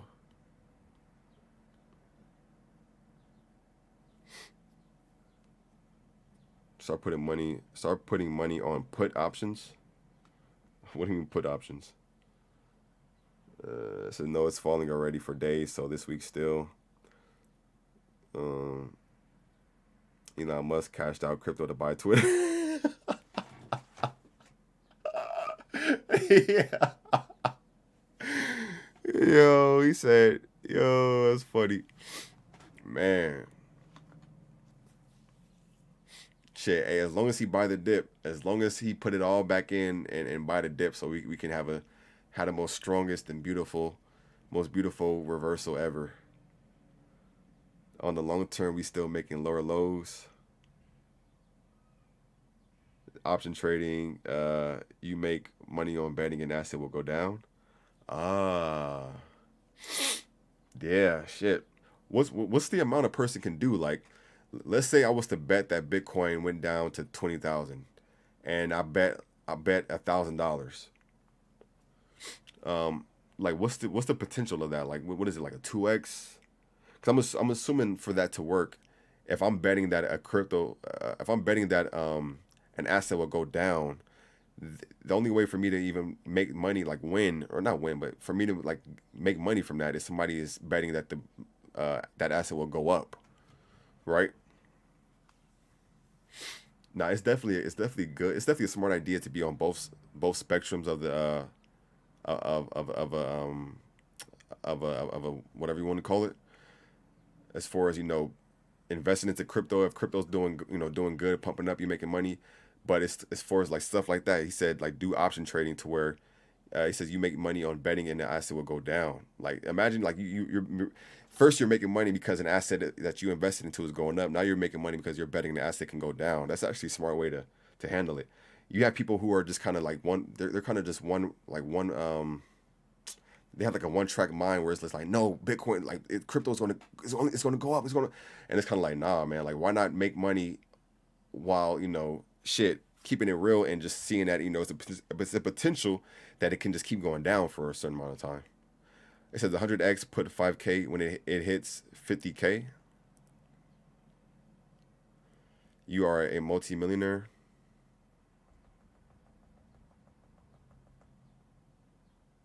Does anyone think Bitcoin would drop below $50 just because of this strong? Wait, 50k? Wait, yo, Heavy Mag, do you mean $50 or $50,000? Because I don't think Bitcoin would ever go below $50. I don't think it would ever even go below like $1,000. Could it go below 20? Yeah. I can see it go below 20. Go below 10? I don't know. I think 10 would be that'll be like seeing a unicorn on the same night of seeing a shooting star. $50? I doubt it will go $50. The only time the only time Bitcoin probably go $50 is if World War III like happens, and then at that point, it don't even matter what crypto is anymore at that point, because shit, I mean, might be a nuclear war that happens and just wipe us all out, God forbid. But I'll hop back in this video. And sell off like they have in previous times. And that's just not the case. Not the case. If you're looking at it, miners are still continuing to mine, continuing to bring on more power, which is why the hash rate and difficulty continues to go up. So are the miners capitulating? No. Nowhere close to that. Okay, so we could just remove that from the equation. He said, "Are there any whales buying up Bitcoin?" There's still people buying up Bitcoin. If everybody was selling, if there was no people buying, Bitcoin would have been below $20,000. So there's definitely people still buying. It's just as of right now, there's more selling pressure because of the fear of what's going on around the world. He said the damn crypto always drops a lot when you at work or sleep. Damn crypto. Yo, that's one of the pros and cons of crypto. It's like it's 24/7. You have access to making money every day, every hour, every minute, but you also a potential chance of your money going down every hour, every minute, every second. So, yeah. Right now. Plan B also talks about RSI. Many people look at this indicator as a bottom indicator, right? And we are getting to that point again where Bitcoin is extremely, extremely, extremely oversold. And then, generally speaking, it bounces, okay?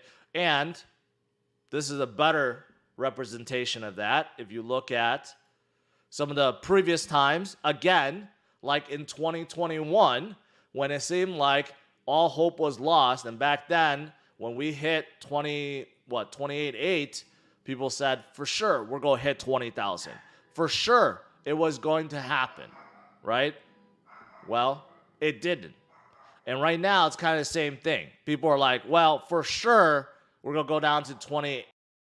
Take a look at this chart, y'all. This chart is pretty interesting. That's why it's always good. What's the saying? When in doubt, zoom out. This is pretty interesting. So this was This was around, yeah, this huge dump right here was around, it was between July and August, where Bitcoin was at about, I'll say it's about like 27,000, between 28,000, $30,000. And then it pumped up and it went up to like 50,000 between, I mean, sometime early September. And then we went up all the way up to like 60,000 beginning of October. And then we went all the way up to the all-time high, which was 68,000 November. So that means if we go through this cycle again, that'll be a couple months. But that's the thing, like I was saying earlier, the issues that we were dealing with last year, when all this happened, a lot of those issues, we still have some of the same issues that we're dealing with now that we dealt with that last year. But there was like the war in Ukraine and all the other stuff that didn't happen yet. The war in Ukraine and Russia, that stuff didn't happen yet. Like there's also new things that we're dealing with. So, I mean, we do know that history repeats itself, but will it repeat itself again? I don't know.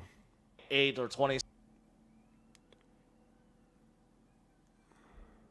He says just one long trader liquidated and lost 400K. Damn. Damn. I don't have Bitcoin. I do have like $1 in it, but the whales for Shiba Inu are going nuts, buying billions of dollars worth. So is there a competition that we don't know? I don't know, but I know I don't even try to compare like SHIB and Bitcoin because it's just two completely different you know projects in like when it comes to Bitcoin, Bitcoin has its own community and everything, but let alone Bitcoin, like the developers of Bitcoin, we don't know who they are. We've never seen them speak. They don't make announcements on Twitter. Shiba Inu, they have like developers who make announcements and exchange listings, and they have like the metaverse and all this other stuff. So that's already just two different things that I try not to even like really compare as far as some type of competition or what's going on over there. But I never imagined we would see tokens like Dogecoin go to 10 cents or lower again. True. This is for the stock market. For example, you get the S&P 500 will go down. You buy what's called a contract for 100 shares. Instead of buying 100 shares, you buy at a discounted price for a certain. I've heard something similar to that. I think I've heard that before. Amount of time. Oh, for a certain amount of time. Let's say I buy 2 contracts for $800. I only paid that amount for 200 shares, but it expires. Let's say next week, if the price goes down, I make money, lots of it. But if the price start going up, to start lose money. Basically, gamification on the stock market. I'm a gambler, bro. I love gambling. Like I said, I'm not trying to spark any gambling addictions, but I just turned like $400 into like 8,000 a couple of days ago, and I think I might do some today, just to kind of just sit back and kind of watch the markets and stuff and try to, like I said, while this is doing this, and so I don't have to touch my crypto, I'm gonna have to just start doing some other things as far as bringing in my money, and that's one of the ways I brought the thing with me, I've had a lot of lucky just win streaks and stuff when it comes to gambling. I just don't like me as a person. I had to kind of like teach myself to like start knowing when to get the hell out. There's been multiple times where I've won 5,000, 20,000. I've won $40,000, but it'd be that just gambling addiction where like I'll just quickly just throw that shit back in. I'll win 10,000 and then I'll put like 5,000 back in quickly. But the last time I actually won a lot, I played it smart and I'm proud of myself. I put $500 in, cashed out like 8,000, and then like the day after that or 2 days after that, put like another $200 in, cashed out 2,000. And the reason why I was so quick to do it this time is because just seeing how the crypto market and stuff is going and everything, I was like, I'll be an idiot if I would just lost this money, knowing damn well I need some money to like hold on to outside of crypto, because a majority of like we have a lot of money in crypto. So I was like, we need to start like focusing on having extra money in our banking accounts and having extra money at home, you know? So, but gamification in the stock market, I got to look into that for sure. Yo, Ruben coming in with the $2 donation. He said, I have 7 Bitcoin and never lose. I don't sell low, never. Yo, Ruben Panda got 7 Bitcoin. Sheesh. That's what's up. Yo, I'm hoping Bitcoin go down to like 20,000 so I can buy one. I want to be at least a 1 Bitcoiner. The most Bitcoin I've ever held before was half a Bitcoin, and that was when Bitcoin was at like 40,000, and we had like $20,000 worth of it. So I want to actually get to the point now where I have 1 Bitcoin, because I mean, come on now, Bitcoin is the grandfather crypto of all cryptos. I mean, why not have at least 1 Bitcoin? There's only 21 million of them that exist. My man Daniel said, I made a lot of money on betting GME would go up on call options, but then I started losing a lot on other plays. It's been a minute since I did option trading. Definitely something you gotta. I wouldn't mind looking into that. But like I said, I'm already a gambler. I be playing the slot machines, blackjack and stuff. So I might already kind of be a natural when it comes to that. I'm gonna look into it though. I appreciate you breaking it down for me, Daniel. Look into Ninja Trader Brokerage. Ninja Trader Brokerage. All right, I got you, Jay. This is Yeah Man and Jay, and never do revenge trading. You always lose mostly. We'll play them for extra to cash into Bitcoin or Ethereum. Realize gains. I make extra money trading Forex and gold. Yo, I still don't understand what Forex is. I'm sorry. I remember when Forex trading and stuff came out, my girlfriend was telling me, she was like, yo, I want to get into Forex trading. Cause like, you know how Twitter is when people be like, yo, I made this much on Forex trading. I made $5,000 in Forex trading. I still don't know what Forex trading is. But it do seem like if you know what you're doing, you can make some money. He said we print in lower lows, then this goes below 30K in the coming hours. Yeah, I mean, all right, let's look at Bitcoin right now, all right? We'll go back to the video later. Let's look at Bitcoin now. Yeah, we're at 31,300, and I mean, it's still 11:30 in the morning. Like, it's 11:30 in the morning. I'm on the West Coast. I'm in California, Southern California. We're at 31,300. Like I said before, it's only scary when this type of stuff happens when you bought the majority of your crypto at the top. I feel like when people are prepared and they have a lot of like profits and stuff that they took from the top, and they have money on the side, I feel like these type of moments are like Christmas or like Black Fridays, or you know what I'm saying? Like, this is the time that you will want to have a second chance of buying a Bitcoin, buying other cryptos or whatever the case you want to buy into. I wish Bitcoin hit 20,000. I dare Bitcoin to hit 20,000. I'm putting all my money on Bitcoin for 20K. Even if it hit like 25K, it really depends based off of what's going to be happening, like the news surrounding like crypto, the news surrounding like, the Russia-Ukraine stuff, the Fed rate hikes, all that stuff. Like, if the news is looking good and we start trading sideways and Bitcoin is like super low, like I feel like it hit that floor, definitely want to get in on some Bitcoin.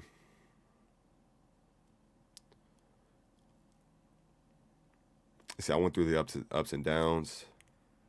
He said, look into it, bro, but just be careful. Yeah, for sure. Sweet Bitcoin is one of the apps. He said, oh man, tell me about it. When crypto is down, I make extra pimping out in the east side. I make extra pimping? I don't know if you're serious or not, but okay. Okay. Okay. I hope you're at least telling your telling those that work for you about crypto, man. At least let them invest in some crypto. It says, yeah, fam, Ninja Trader will put you on to a lot and will make crypto look easy or somewhat. Ninja Trader.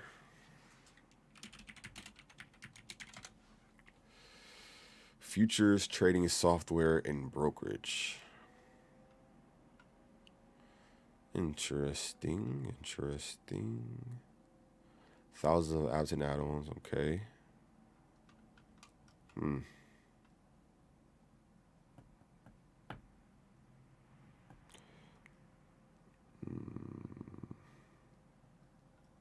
Get started with free advanced charting, market analysis, and trade simulation.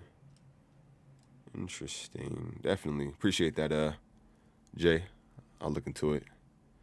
It says, I'm late, but you made post about an idea you had. When I went back, I couldn't find it. Are you still brainstorming about the idea? An idea I had that I posted?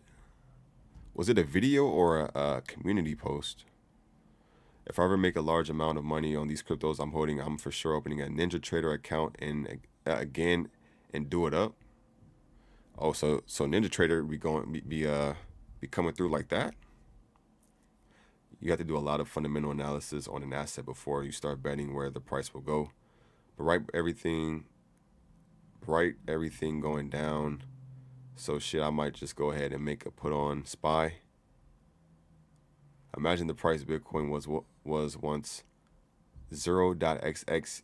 You can receive 1 Bitcoin to complete a puzzle. Wait, what? He says, imagine the price Bitcoin was once. So you're saying at some point back in the day, you were able to earn 1 Bitcoin for solving a puzzle? It says you could receive a 1 Bitcoin to complete a puzzle. Damn. I heard that story where Vitalik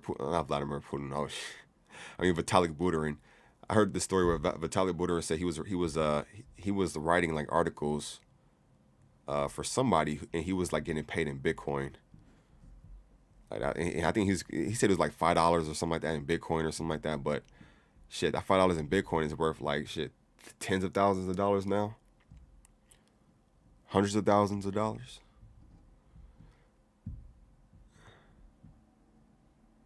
He said, yeah, that's it. You got to wire your money to open an account with them. Yeah, when it comes to these type of like accounts and stuff, it was some other like website I was thinking about making an account on, but they was charging like $500 for a for a 45-minute session.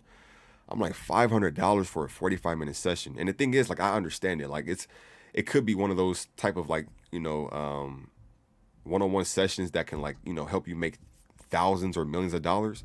But I'm like, I'm for sure going to do my own research before, I dive into that, to where I'll make sure I get a bang for my buck. It's no way I'm going to be paying $500 for a 45-minute session with a technical analysis professional until I already know a lot my dang self. And then at that point, I might not even need them. Hello from Morocco, Mr. Poland. Oh, hello from Poland. What's going on, Camille? Shout outs to Poland. Shout outs to Camille. Shout outs to every single one of y'all around the world. Community post about side group on new cryptos we find. A side group on I think you're confusing me with somebody at Crypto Scales. Now, I've definitely said certain times, like I'll do a live stream where we can, dive into certain cryptos, and we can just, like look into different cryptos that might have potential of us making money, or even maybe stocks. But as far as like having a group, I'm nowhere near like creating a Telegram group or Discord group or Patreon or anything like that. He said, nah, those are scammers. It was, I forgot what the website was, but it was something. All right, yo, I'm gonna dive back into this video and see what we going on with Bitcoin. Is Bitcoin going to go under 30K? I think that's the real discussion. Yo, real quick in the chat. Do y'all think that Bitcoin is going to go below $30,000 today? The price of Bitcoin right now is currently at, okay, it's already almost going to go into 30,000. Alrighty. Okay. Yeah. Bitcoin is currently at 31,100 or okay, it's at $31,100 right now. Do y'all think Bitcoin is going to go below $30,000 today? Right? What do y'all think? Everybody in the chat, yes or no? Yes, no, or maybe. Crypto Scale said yes. Lemus said yes. Coinbase is free. Well, I haven't put it on yes. Game. Shiba. H Manos says 29,000. Tony says, yep, down to 28,000 range. JG said, yes, either today or tomorrow. Arunic said, today, don't know. But this Ponzi scheme will eventually end far below that. Ponzi scheme. Oh, we got one of those in here, guys. We got one of those guys in here. He said, I'm calling 28,000. 30,000 is a psychological range. People will fear it more. That's true. When it comes to crypto, there's definitely like certain psychological like numbers that people always get hit by more mentally. And that's like the 25,000, 30,000, 35,000, $40,000 range. It really be those ranges. So yeah, the fact of 30,000 being like a psychological number on top of that, because keep in mind, at some point when, you know, before Bitcoin even hit 30,000 back in the day, that was a great positive, like, you know, milestone that we reached. Like, yo, we're about to hit, Bitcoin's going to hit 30,000 for once now. So imagine, you know, what could happen when we go below that 30,000, right? Definitely could be a lot more fear. Like I said before, I'm mad that I don't have as much. I mean, I have some money to put on Bitcoin, but like, I wish I just had just 30K to just throw in this motherfucker. But at the same time, I feel like with all the news and stuff coming out, kind of pouring out, especially the stuff happening today, like Monday, and you know the CPI like CPI update on Wednesday. I wouldn't be surprised if like Bitcoin hit 28,000. What's going on? Crypto Talk with Chris. What's going on, brother? You do the identification stuff, set up a bank or debit card. Okay. My man OG said 29,000 by 11 p.m. West Coast said 28.5 thousand next 2 days. Okay. So all right. So let me ask you all a real question. All right, and be honest with me. Be honest with me. I got the price predictions of everyone, right? So what's y'all predictions when it comes to Bitcoin continuing lower than 25,000? If you believe so, this is a question. Do you believe Bitcoin, right? Do you believe Bitcoin? We can see a reversal. Let's say after Wednesday. If you believe we can see a reversal, or not even a reversal, or maybe trading sideways on or after Wednesday, yeah, or do you see Bitcoin hitting 20,000?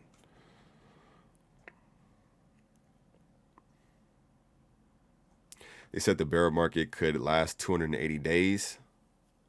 Sheesh.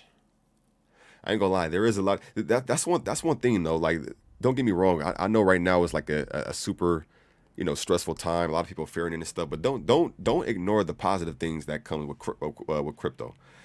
There's a lot of positive things with crypto, even though there's a lot more just negative things that's going on, you know, as far as around the world. I have been seeing a lot of positive things for crypto, especially for Bitcoin. I've seen like a lot of multi-million-dollar companies, a lot of multi-billion-dollar companies that plan on, you know, adopting crypto, that are already, you know, like even Gucci out of nowhere, like Gucci. Not saying Gucci is going to be like our savior. I'm not saying that Gucci, you know, accepting Bitcoin and Dogecoin and SHIB is going to be like the savior for crypto, but just like that was one of the most recent things Gucci plans on, you know, but that's going to be in the summer. They plan on accepting Dogecoin, Bitcoin, SHIB during the summer. You have the Bitcoin ETF that's supposed to, it ended up getting delayed, but that Bitcoin ETF, which could be huge, right? It's something like the first Bitcoin ETF in Australia. That's huge news. The other news as far as Bitcoin, they said that the energy percentage of like miners and stuff when it came to mining Bitcoin, that percent has gone down, which is a plus. So, you know, the energy usage for mining Bitcoin has been going down, so that's a plus. I think MicroStrategy, was it MicroStrategy? No, was it Fidelity? I think Fidelity Bitcoin, was that Fidelity? Yeah, Fidelity. Yeah, Fidelity offering, you know, people, you know, Bitcoin as far as like their 401ks and stuff. So there's a lot of, and that's just stuff on Bitcoin. That's not even stuff on every other crypto. So there's a lot of positive stuff in crypto, but there's also just a lot of, you know, negative stuff and fear outside of crypto. And there's still like some negative things here and there that's in crypto, but a lot of that stuff is getting like overshadowed by the good stuff in crypto. It's at this point where now if you hear somebody talking bad about crypto, they just hating. They just mad they didn't get in early. But there is a lot of stuff. So it's good things happening, it's bad things happening. And that's why I said I'm observing pretty much. He said it's already in the 30K range now. Yeah. If Bitcoin hits 29,500, then I am afraid hell would be on earth. Bitcoin will bounce back up today. Okay, Ruben said Bitcoin will bounce back up today. Do you have a good reason why you feel like that could be the case? And for those who don't know, I'm not sure if this is confirmed. I mean, I'm not sure if it's guaranteed or anything. But Ruben Panda said he has 7 Bitcoins. He's holding strong. He believes it will bounce back up today. So I'm definitely interested in why he believes it'll bounce back up today. OG said, I really believe it will not pass 20,000. Okay. Tony Piansky, I'm not even gonna butcher your last name. I'm gonna Tony. Tony said, not going to happen with the 25K. Okay. Benji Flo said, 20K would be incredible. 20K would be incredible. I'd be able to, buy, at least half of a Bitcoin, which would be nice. Because if it go back up to like 40,000, then bam, I'll double my money already. This is yes, but it would be another fake out and then go down to 20,000. Okay. West Coast Crypto News said, not happening. The floor is $28. In my honest opinion, reversal or bounce comes back in a couple of months. Okay. Edgemano says, there we go. If you know how people think, you know how to trade. True. Aruni said, first Bitcoin ETF. We already have an ETF for crypto here, which includes Bitcoin.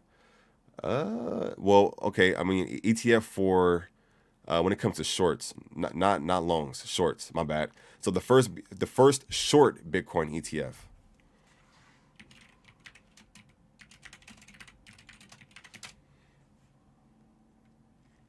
Where is it at?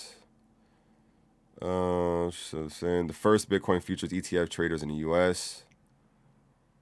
And one SEC approval for the first Bitcoin futures ETF trading in the U.S. Which one's the one in Australia? Is this the one? An ETF that shorts Bitcoin from Horizon ETFs currently trades on Toronto Stock Exchange. Nah, which one's the one in Australia? Australia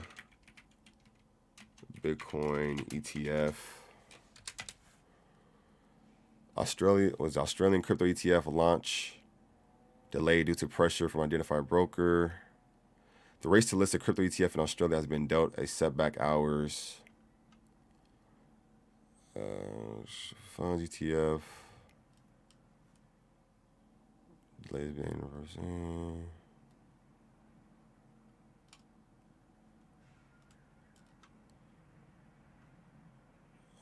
Australia Bitcoin.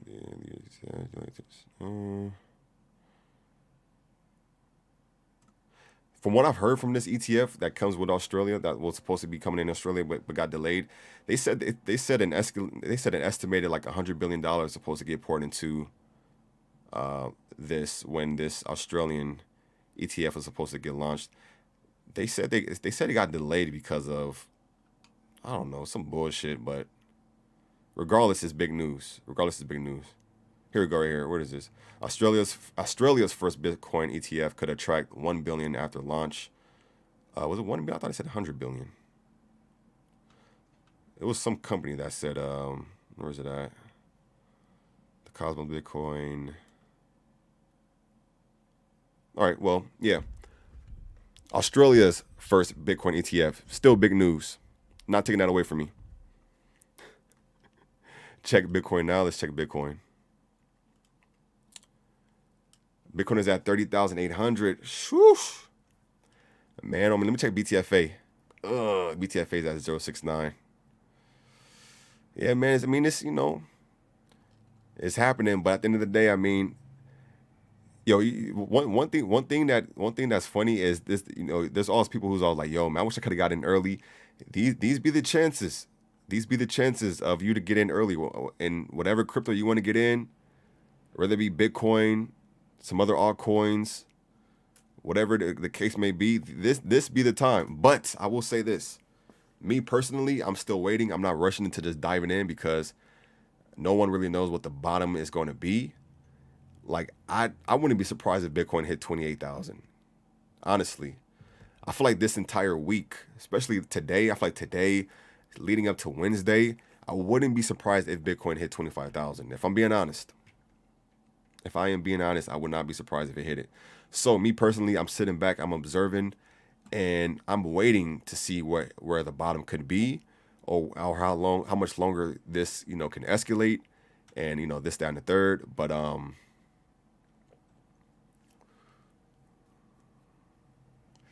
it says got to get those limit buys early though, because the whales will not let a 20,000 Bitcoin last very long. Yeah, I do agree on that. There's definitely a lot of people. There's people who wait for these moments. There's people who literally just like when Bitcoin, I think it went from like 20,000 or 18,000 down to 3,000, and then went back from 3,000 all the way up to 68. So there's people who literally wait for these moments.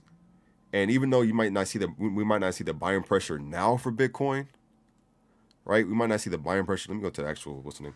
We might not see the buying pressure for Bitcoin now, because a lot of time the smart traders aren't trying to rush into they're not trying to rush into something without, being sure that they're going to get, start profiting from it quicker than, losing money. So I feel like there's a lot of money on the sidelines.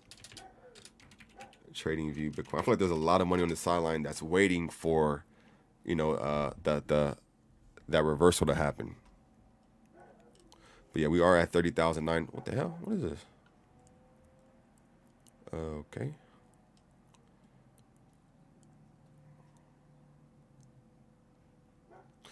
Oh, okay. Yeah.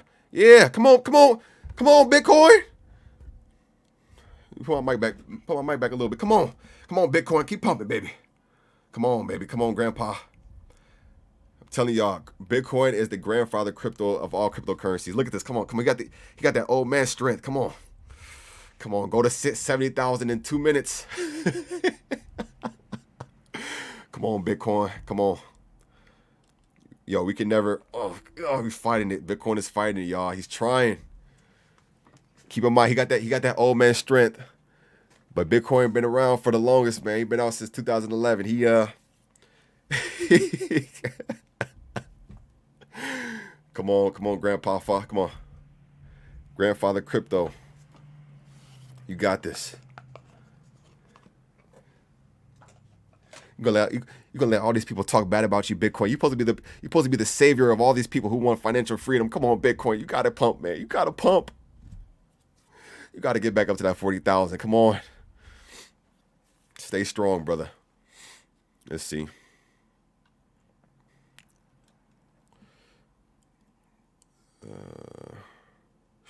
That does not look good. I'm going to do 1 day.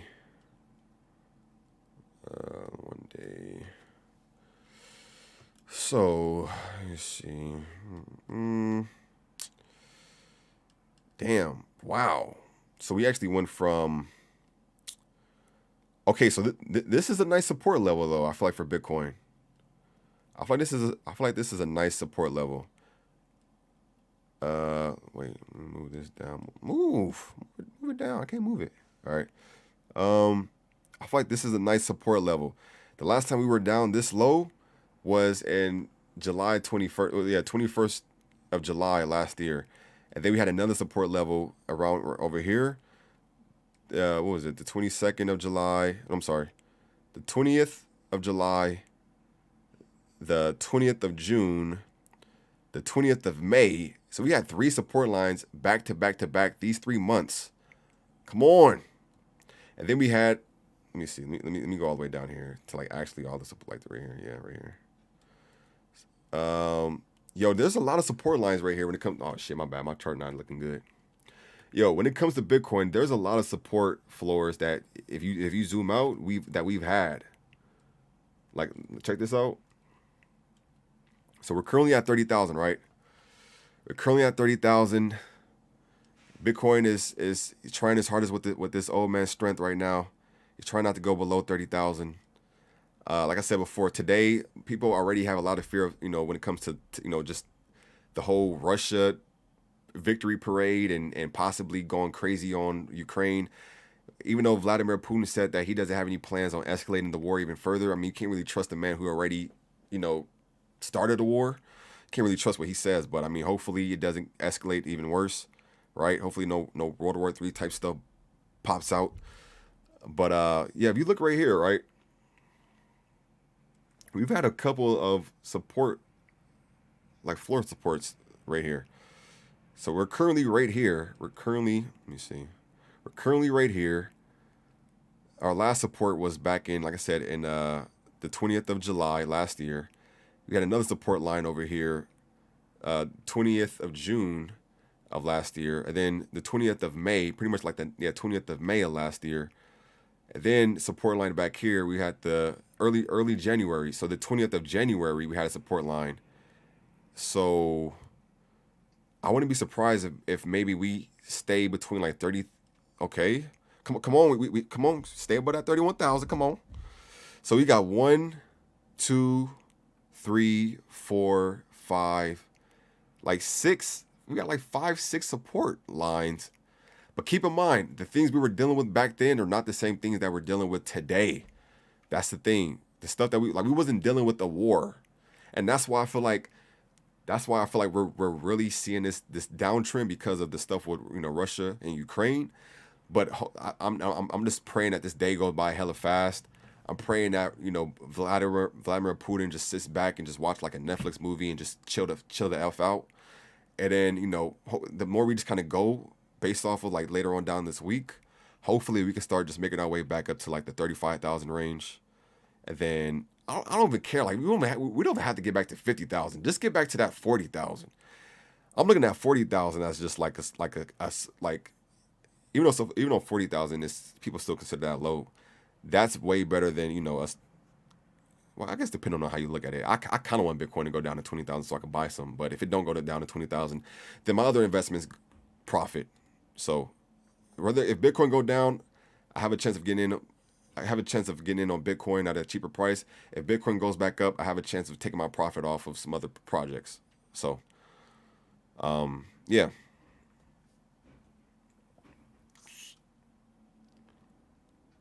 Let me draw this a little thicker. And let me change the color, yellow. You sound like me, bro. Yo, chat, what y'all thinking, chat? What are y'all thinking, man? Is Bitcoin going below? I think it's like, I mean, it's close to 30,000. So I feel like at this point we kind of like, if it goes below 30,000, like okay. But the question is, will it go down 25,000? This is my honest opinion, and this is just a prediction. This is just me just figuring out my information. I'm not a professional. This is just based off of what I've seen. I feel like if we can have, the war in Ukraine stuff kind of just like, I mean, regardless, there's still a war going on, like regardless. And, sad to say all those innocent people out there are suffering from it and everything. Prayers out to them. Hopefully the war, just ends soon. I don't know if it will. Vladimir Putin, he seemed like one of those dudes that tries to make a point. Like he's like one of those people who beat a dead horse. So I don't see him just like being like, all right, yeah, that's enough. I think they get the message and calling him back. I see him like, I see him on some like trying to like wipe the whole just Ukraine out type shit. But God forbid that's not the case. So looking at this again, right? It seemed like it seemed like Bitcoin main support, right? Like main. Oh God. I feel like Bitcoin's main. It's not letting me do it. I feel like Bitcoin's main support is 29. I'll say 28 to 29,000. If we go below that,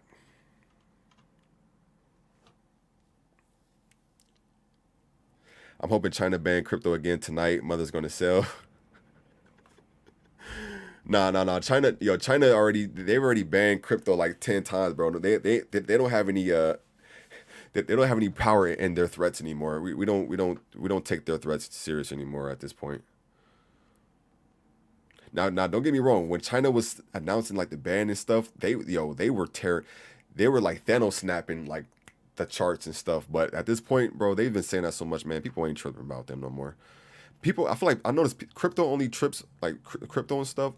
It only really gets affected by news, fear of news. When people say something once, like okay, people fear it. They say it again, people kind of like people keep an eye on it. When people say it 5 times, people don't care no more, man. People like, man, we ain't listening to you no more. So that's why I feel like again, after today happens, this is my prediction, but I could possibly say that hopefully Bitcoin could start going back up as soon as we're out, like as soon as every country is out of Monday, like none of us are in Monday anymore. Monday is just the past. I'm hoping we start going back up because I feel like this is why we've been going down. I want 25K, then I can catch the tokens I want. Yeah, I feel it. And that's one thing too. I'll say that's the position you want to be in. You want to be in a position where, if crypto goes down, you have a better opportunity of buying cheaper. If crypto goes up, you have a better opportunity of making money and profit. You don't never want to be on one opposite end. You never want to be on one side of that. You never want to be to where like you bought at the high, so you have to hold, and you don't want to be at the thing where it's kind of like, well, I think as long as you're at the bottom, you're pretty much good. There's no downtrend of there's no like badness of being at the bottom of buying in at the bottom, buying in at the there's no bottom. It's only bad when you buy at the top and you're at the bottom, or if you start DCAing, right, dollar cost averaging, buying at a lower price, that helps pretty much you get your profit or your neutral back quicker if you're buying at a lower price. But what's going on? Texas Tornado in the building. Daniel Crypto said, where's BTFA at? My DEX tool is messing up, I think.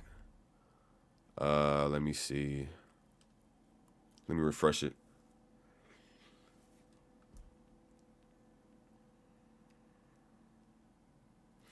Mine's is right here. BTFA is currently at 0.69. Keep in mind, for those who are in BTFA, if you I'm familiar with BTFA is one of the cryptos that I do cover on here, right?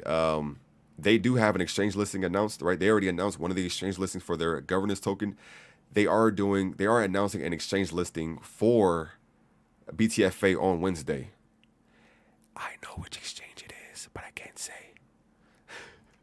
But do know it is a good exchange. So yeah, BTFA does have an exchange listing coming on Wednesday. All right.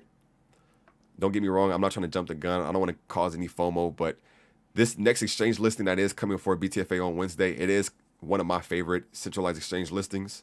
I can't say the name of it, but there is an exchange now. I don't know if the trading will be live on Wednesday. I don't know if the trading will be live on Wednesday, but the announcement is going to be live. It's going to be on Wednesday. So a lot of people be saying like, "Yo, man, I wish I could have bought more at the dip," and not financial advice, but this is a nice dip.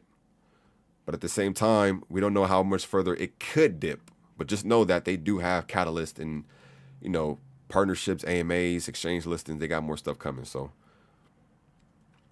and they're doing buybacks and burns here and there. So just something to think about. Yeah, so back to the market, man. Let's see what's some cryptos that you all are buying. What's some cryptos that y'all feel like, screw what you talking about. Look into this now. This is the buying opportunity. What's some cryptos that y'all feel like I should hop into this moment, like right now? I should pull out my wallet right now. What's a crypto that I should pull out my wallet right now and just be like, here, take my money? There's a lot of cryptos that I see that's down. I want to buy some more BNB, especially. I feel like BNB is going to get listed on Coinbase. Why? Because Coinbase just listed, they just listed Binance stablecoin on their platform. They listed BUSD on their platform. Now, I know BNB is on the Binance smartchain network, so I don't know how that'll work if they tried to do it. Coinbase would have to probably list BNB on Coinbase Exchange. Not Coinbase, but Coinbase Exchange, which is like the 2.0 of it, Coinbase, but it's still Coinbase. XRP under 50 cents, that's pretty awesome. But the thing with XRP is, I feel like I can wait on buying more XRP because they already delayed the SEC lawsuit to like the end of the year. So they lowered it to the end of the year. I feel like I can definitely wait to see how the markets go and truly wait for like the bottom to buy some more XRP, because when they come to XRP, I feel like that has a lot of potential, but this SEC thing keeps dragging on, and it gives me more time. It gives me more time to buy into it, so I'm not tripping. We got Solana, Cardano.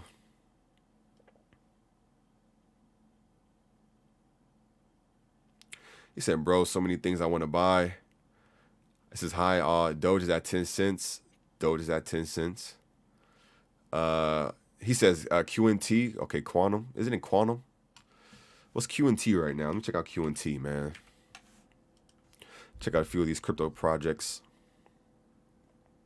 By the way, I hope you all had a wonderful Mother's Day with y'all loved ones, moms, wives, daughters, sisters. Okay, so Quantum is at a $880 million market cap, so it's under $1 billion market cap. Okay. What's the highest that Quantum has ever been to? The highest that Quantum has ever been to. Whoa. What? Yo, QNT went all the way up to $378 in September. So on 9/11, September 11th of last year, Quantum reached $378. Why did it start downtrending so much?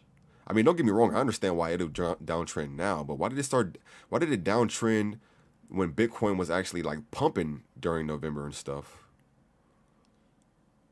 But yeah, from an all-time high of $378 all the way down to $73.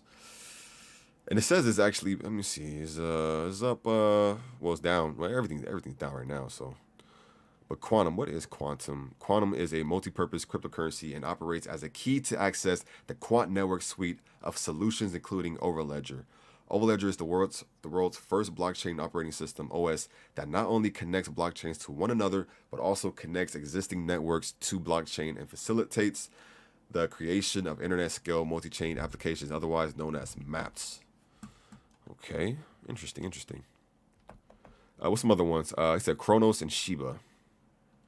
Well, I got Kronos. I got my Kronos locked up in crypto.com. So yeah, I got my Crow still being locked up right now. I have like 6,500 Crow. So I'm still waiting for Crow to hit $1 before I even think about touching it. So I'm still gonna just be holding on to Crow. And it's still, like I said, it's staking right now on crypto.com. Crow is at 21 cents. The highest that Crow has been to, right, in the past year was that 98. Was it 98? I think it got close to like 98 cents on crypto. On here it says 90 cents, but I believe it got close to like 98 cents or something like that. But yeah, Crow has a lot of potential. Definitely has a lot of potential. They took a lot of heat because they did some cutback with their card. Like the amount of APY you can earn from like the card or something like that, or like I think it was like the APY you can earn, or the amount that you get back every time you purchase something. They did like a cutback on that, but I heard that they like reversed that, and then because people were pretty much selling off, so long story short, Crow shot themselves in the foot by announcing that they were lowering their like percent rates or whatever, and yeah, I heard they like reversed it. And now it's back or whatever. But Crow, I feel like overall it's still, a coin to look into. What else we got? Bone token. I know Bone token is Bone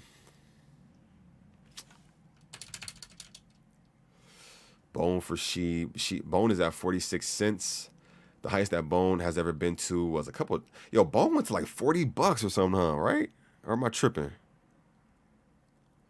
Or I'm tripping. Yeah, Bone went up to $3 on here. Sometime last year, November last year, right before like that bull run. It's at 46 cents right now. Bone, from what I've heard, has a lot of utility, right? A lot of use case for the SHIB ecosystem, the SHIB metaverse. Yeah, SHIB is. I mean, shit. SHIB itself is still a top 20 crypto, so I feel like SHIB isn't going anywhere. SHIB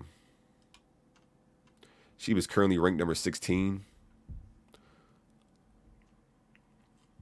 That ApeCoin is looking lovely at 9. Oh, ApeCoin.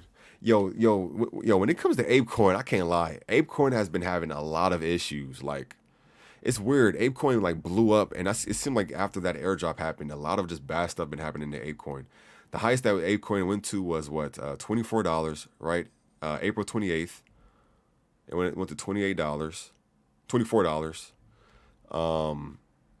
But it was like, okay, then you had somebody who like hacked the official ApeCoin Instagram. They hacked the official ApeCoin Discord, where they ended up, like stealing $13 million worth of like ApeCoin. I'm sorry, $13 million worth of like Bored Ape Yacht Club NFTs and stuff, right?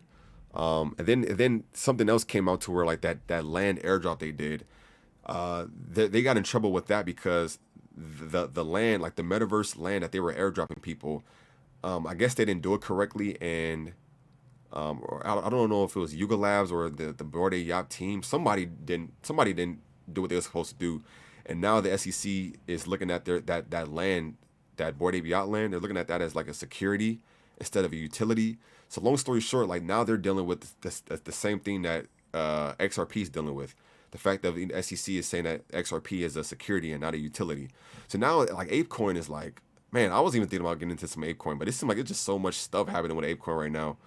But ApeCoin itself is still very popular, right? It's like one of the most popular NFTs and coin, as of right now and stuff, as of late. So, and I mean, at the end of the day, their metaverse looks pretty cool. I can't lie. And BTFA actually plans on being into their metaverse later on down the line, so that's pretty cool. If you're already voting, then Saitanobi, Stake, and get Sheeb, Saitama, and Shinja. Wait, so if you have Saitanobi, you can stake it and get Sheeb, Saita, and I ain't even gonna lie. When it comes to tokens like that, I feel like investing in tokens like that, like those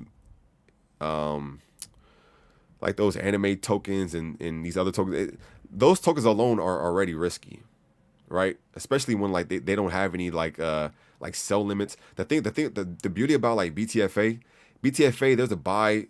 They just put the buy tax back on, but they had the buy tax for 0% for a couple of days, and during that couple of days they also had the sell tax at 15%. When it comes to like Saitama and stuff, Saitama has like I think a 2% sell tax. Like that's not really gonna stop people from like selling.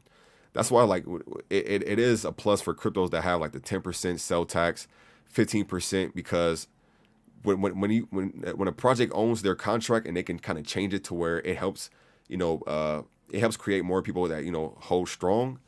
I feel like that helps in these type of moments rather than these other projects where it's just like people don't have no fear pretty much of selling, because it's like if a person want to sell BTFA, they gotta be like, all right, if I sell it, I gotta sell 10% of that is going to taxes, versus like just these other ones like these hybrid Inu coins and stuff where it's like nobody really gives a shit about selling. But I mean, hey, if it's making money, if Sadanobi's making money, then hey.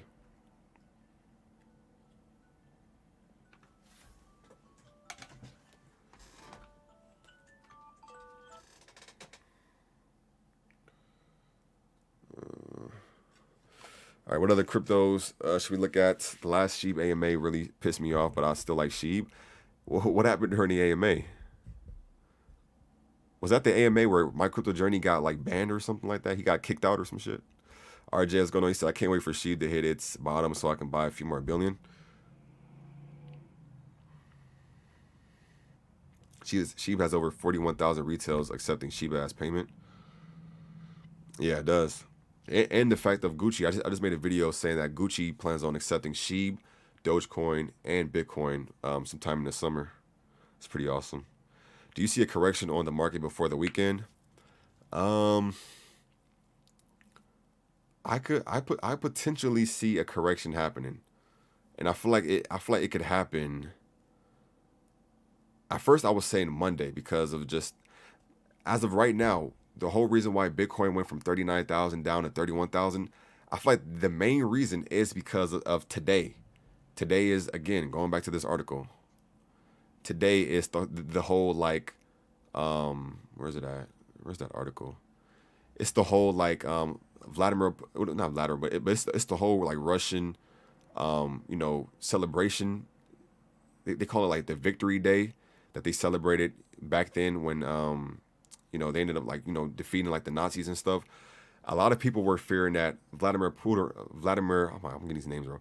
A lot of people feared that Vladimir Putin was gonna like do some extreme like announcement, pretty much saying like, "Yo, today's the victory day. We already celebrating what we did last a couple decades ago to the Nazis. Now we really about to go hard on Ukraine." A lot of people was fearing that to happen, and they said that when he went up there to go speak, he pretty much just said, they say he pretty much just there was no indication that he planned on doing that. But at the same time, my whole thing is like, why would he come up there and just say, like, why would he come up there and give everybody like his intentions, or why would he give people his strategy of what he's going to do next?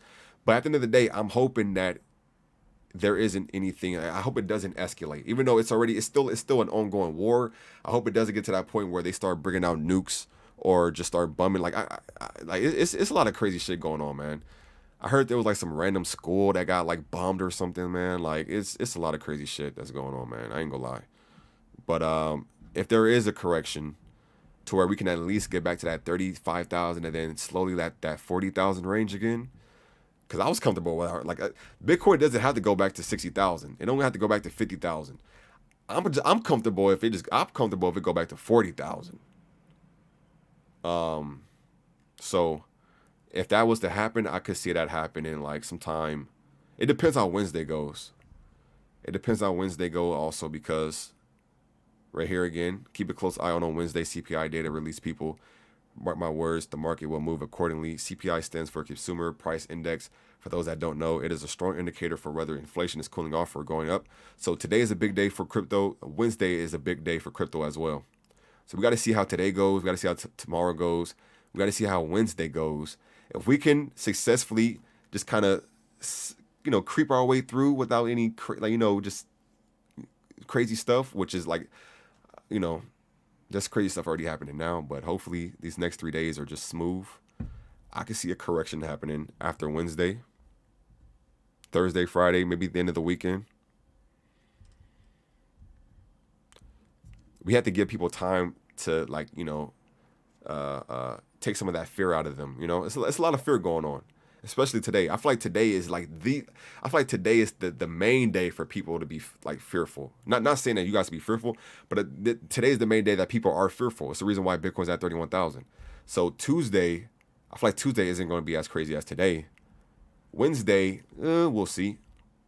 But after Thursday, Friday, Saturday, and Sunday, I feel like people can get be more level-headed, and start like, okay, it's not as bad. Let me start buying in. Let me start buying the dip now. What's going on? Vote in the building. J Smooth, Callum, Doge, Elon Mars. I see you, Black Ranger, Airsoft. Coinbase gave me Jasmine, but they low.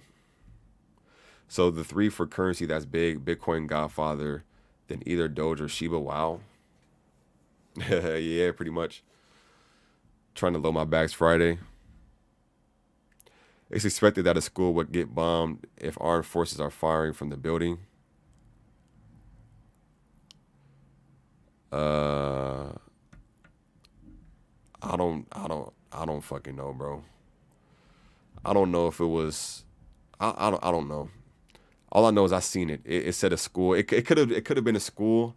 All I seen was it said like 20 were dead. Like 20 were expected dead from that school. That bombing that happened at the school. I don't know if it was children in there. I don't know if it was. Yo, hold on a second.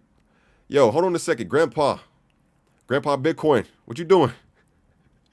Yo, everyone, look. Let me see. Where is it at? Okay, CoinGecko look like it's off. CoinGecko's off. Crypto.com is off. Because it's talking about we at 31,000, like 400. Or maybe, let me see.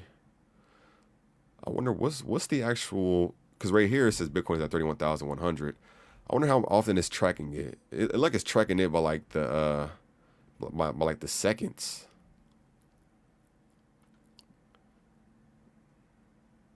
Oh, like it's going by trading. Is it going by trading view?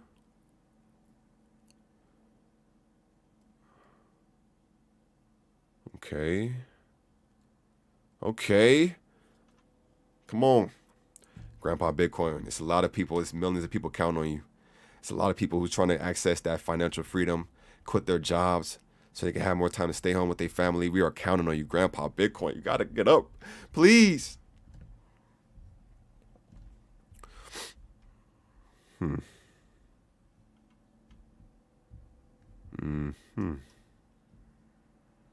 These are some nice strong candles right here. This was at what, the 30, this was at like the 30,300 range. We had like 4 nice green candles. Well, 3 nice green candles. Come on, baby. You got this. Hey, Crypto Friendly, what's your favorite exchange?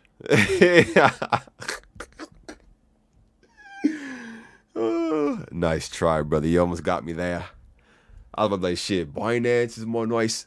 Binance is pretty cool. Coinbase is pretty cool. Nah, man. BTFA, I'm telling y'all, BTFA got an exchange listing coming. It's one of my favorite exchanges. I'll say this. I have like 3. There's not too many centralized exchanges that I like. There's like 4 that I like. There's 4 that I really like. Yeah, I can't even now. I can't say it. I can't say it. Yeah, but yeah, the exchange listing that's coming for BTFA, it's one of the 4 exchanges that I love. I'll say that. I can't say nothing else though. I can't, cause I could be like, yeah, man, Coinbase my favorite, Binance my favorite, Qcoin my favorite. If I just say like 4 of them, y'all would just alright. Like, y'all automatically know. Y'all chop it down to like one of the 4 being that. So but it's a nice exchange, man. Matter of fact, let me go ahead and check how the exchanges is looking right now. Go ahead and go to CoinGecko real quick. Let me see real quick. CoinGecko. See how I already know all the exchanges is like down on volume, like the 24-hour volume. I mean, it's expected, but let me check the exchanges and let me just see how that exchange. Let me see how that exchange is actually performing right now. I wonder how it's performing. Yo, Binance actually got some pretty good like volume in here. 27 billion. Yo, it's what? This doesn't make any sense, really. The volume, the volume in the, well, okay, I guess it's 27 past 7 days. Volume is up. I guess that makes sense. Let me see how the volume of these exchanges is looking.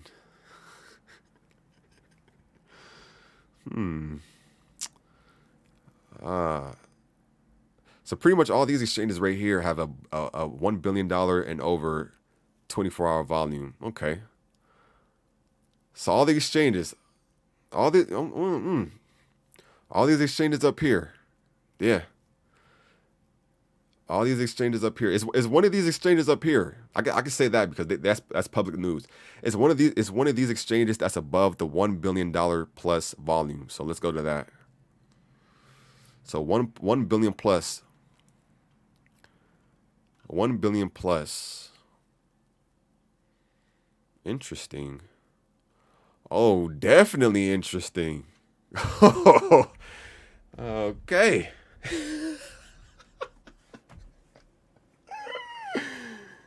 Oh, snap. It's I'm Coinbase. Like you could be a billionaire in Doge or Shiba with 20K. Yeah, I'm telling y'all right now, man, I still believe BTFA token. I know a lot of y'all probably don't care about like these, quote unquote coins that you feel like are just meme coins and stuff. Now, don't get me wrong. BTFA has it has meme tendencies. You'll definitely be on Twitter and see us with some BTFA memes. But don't get me wrong. BTFA is way more than a meme, brother. They had utility day one, staking day one. How many tokens that come out day one have staking day one, earning up to 80% APY? Now that we have the 4th staking vault, we can earn up to 180% APY. Okay? You have their own exchange. Have a governance token, which the governance is actually the actual DAO system is going to be coming soon. 4 exchange listings in just 3 weeks, with another exchange listing coming Wednesday. That's 2 days away. What else? What more do I have to say about this, man? Now, I can't speak for a lot of coins. One thing I can say about BTFA is currently at a $6.9 million market cap. Our all-time high was at a $20 million market cap. Of course, every crypto is down right now. But let's take a look at what BTFA did the last time, right? The last exchange, right? XT.com. When the XT.com listing happened, we went from an $8 million market cap all the way up to a $20 million market cap from XT.com. Now, keep in mind, we still have Bitmart, which is like a top exchange by volume. XT.com, top exchange by volume. L-Bank, top exchange by volume. Hotbit, pretty good exchange. I'm not sure if it's like top exchange, but it's a pretty good exchange also. It's not a shit exchange. This next exchange, I can't say how how much better it is or how much lower it is, but this next exchange, it's the reason why it's one of my favorite exchanges. I'll say that. Now, of course, with all the stuff going on in the market, it's no telling how much more we can dip. And even if we get an exchange listed for BTFA, that doesn't mean that we're automatically going to shoot up. The market is trending based off of the news outside, that's going on with the outside world, right? But don't get me wrong, with these exchanges that this 1-month-old project already has, we already have four amazing exchanges. We already got 4 of them. With the 5th one coming, and then let me bring it back a little bit. Let me bring it back a little further because y'all think I'm playing. Let me bring it back a little further more. They said that they already have. Matter of fact, let me show y'all real quick. They confirmed that they already have. Damn, when did I say this? They already confirmed that BTFA itself has six top 10 exchanges in volume confirmed. Or I'm sorry. I'm not even gonna say it volume. They just said top. They just said 6 top 10 exchanges confirmed. So we don't know if that's top 10 exchanges in volume or top 10 exchanges in popularity or token amounts, yada yada yada. But I don't care. 6 top 10 exchanges is all I need to know. So this is why I pinned this up here, because I believe it's gonna happen. I will make $100,000 to $1 million before this year ends. Put the time and research in. You can also do it. I believe BTFA token is going to create millionaires and thousandaires. I do believe this. Now, again, the market is looking hella skittish right now. It's looking hella finicky. But this ain't the first time. This ain't the first rodeo. Am I gonna lose sleep on this? Nah. I used to lose sleep on it when I was a beginner investor in crypto. I ain't gonna lie. I used to be huddled up, huddled up in the ball like a baby. But I mean, this stuff happens. This stuff happens. And that's why I'm staking my tokens right now. It's a reason why we can stake our tokens and you can earn rewards up to 180% APY. By the way, I have to throw this in here. This entire live stream is sponsored by Trader Joe's Turkey Bacon. Trader Joe's Turkey Bacon, the only gluten-free turkey bacon, no sugar added bacon that you can get at Trader Joe's. Links down in the description. Feel free to check them out if you want to. You can earn up to 180% APY staking this token that just came out in a day. There's tokens that have been out for 6 months that still don't have staking. There's tokens that have been out for 3, 4, 5, 6 months that still don't have the exchange listings they was promising. But when it comes to BTFA, man, everything they say they have brought, and I'm sticking with them like honey to a fly trap and a sticky note pad. Yeah.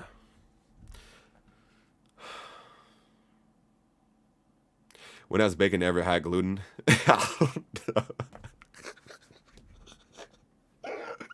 Hey yo, BK. I think it's one of those things that people just like to claim, even though like people know, like, hey, fresh spring water is gluten free. Like, when has water ever had gluten in it? It's just one of those. It is one of those things you just add on to make it sound better. Yeah, the first gluten free water. When is gluten free? What? When has water ever had gluten in it? This is the first water with no trans fat in it. Huh? When has water ever had trans fat? I don't know, but we don't have it in ours. Once Bitcoin reverses this downtrend, BTFA will take off. I'm about to keep it 1,000 with y'all. I ain't even gonna lie. Now I know the amount of potential BTFA has. I know the amount of potential a lot of cryptos have. But it doesn't matter what potential a crypto has when it has to, battle. For one, it has to battle being under the umbrella of Bitcoin, and then on top of that, it has to battle the idea of dealing with all these other like issues around the world. So what I'm trying to say is, when you have that opportunity to take some profit off, because especially moments like this, to where when the market is down, you can have some extra money to put in, or you can have extra money to pay for some bills, have extra money for gas money, food. We don't know what like what we're getting into, right? So, and this isn't the financial advice, but this is just something regardless of what cryptos I have multiple cryptos. I have Ethereum, crypto.com, BTFA, I have Cardano, Sheeb. I have a lot of stuff.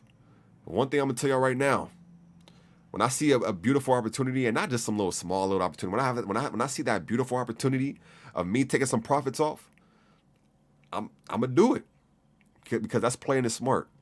At the end of the day, I don't care what crypto project you in.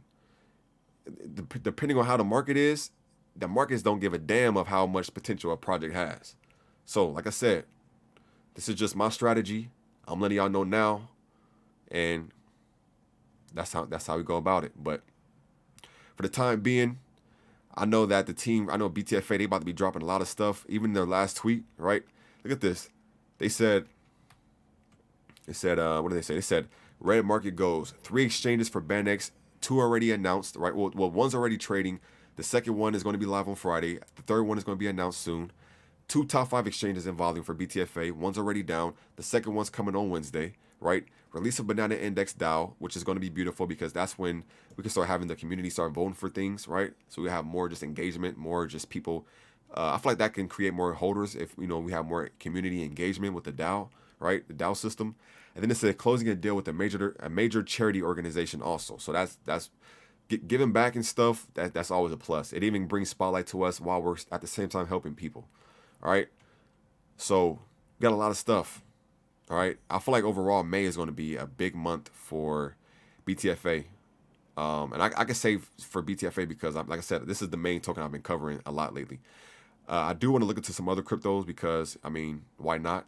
There's always new cryptos being created. So it's always more potentials of just ways of making money. But as far as BTFA, definitely going to be some amazing things happening this month. We just got to have the market be on our side, right? Are we really need this Bitcoin to just go back to 40,000? Like because if you think about it, BTFA came out around when Bitcoin was at 40,000. Like BTFA didn't come out when Bitcoin was at 60,000 and then went down. BTFA came out when Bitcoin was at 40,000. So we really just need Bitcoin to go back to 40,000. That's the neutral zone for BTFA. Once we get there, we can just go back to our normal, our normal day and doing what we do. But yeah, my bad if I'm talking too loud. I know I'm like close to the microphone and stuff, but my bad if I'm talking too loud. Also, I'm planning on doing a live stream later today on Twitch. It's going to be like a gambling stream. So if you have issues with gambling, or or if you just don't like gambling, you don't support it, please don't join. Please don't. I wouldn't want you to join. I literally that's something that I do. That's something that I live stream. That's a category that people love watching on Twitch. All I'm saying is you all are welcome. But if you have issues with gambling or anything, then please do not tune in to my Twitch live stream later today. But I was thinking about going over there, playing a few slots, hitting up the few, hitting up the blackjack tables. Maybe play some roulette, see if I can, get some. I ain't gonna lie, I got lucky a couple of days ago. I turned 500 into like 7,000, 8,000. So with the markets being down, I don't want to touch my crypto. So I'm gonna have to try to go make some money on the gambling side. But yeah, I can't gamble anymore. The arena was taken from me. Damn you, RuneScape. Next exchange for BTFA is 2 days ago. Sidenobi APY was 500 plus. It's currently 156. No. Now the beauty about BTFA, right? This is why I love BTFA. Now when it comes to our APY, if it's 180% APY, it stays at 180% APY. This isn't the type of APY that goes down based off of how many people are staking. So if you want to stake in the 30%, 50%, 80, 180%, you will always get that. You will always get that. It would never go from 180 to like 150 to 100. Nah, I don't do that over here. We don't do that over here, player. We keep it. If you want that 180, you gonna get that 180. But just keep in mind, they have like the early withdrawal fees and stuff, which goes back to like the staking pool. So pretty much, they've already said that the people who hold long term are going to be the main ones who get rewarded the most, and that's just one of the features. Anyone who take their tokens out from the staking early, they get hit with a 25% early withdrawal fee. That 25% goes towards the staking pool, and everyone else who continues staking and earning more tokens, they just it's pretty much getting it from them. Bitcoin will fall soon. Free fall without a parachute. Yo, Manos. That's like the 5th time you said that. Why exactly do you think it's going to free fall? Now it going down like a downtrend. Okay, that's obviously happened.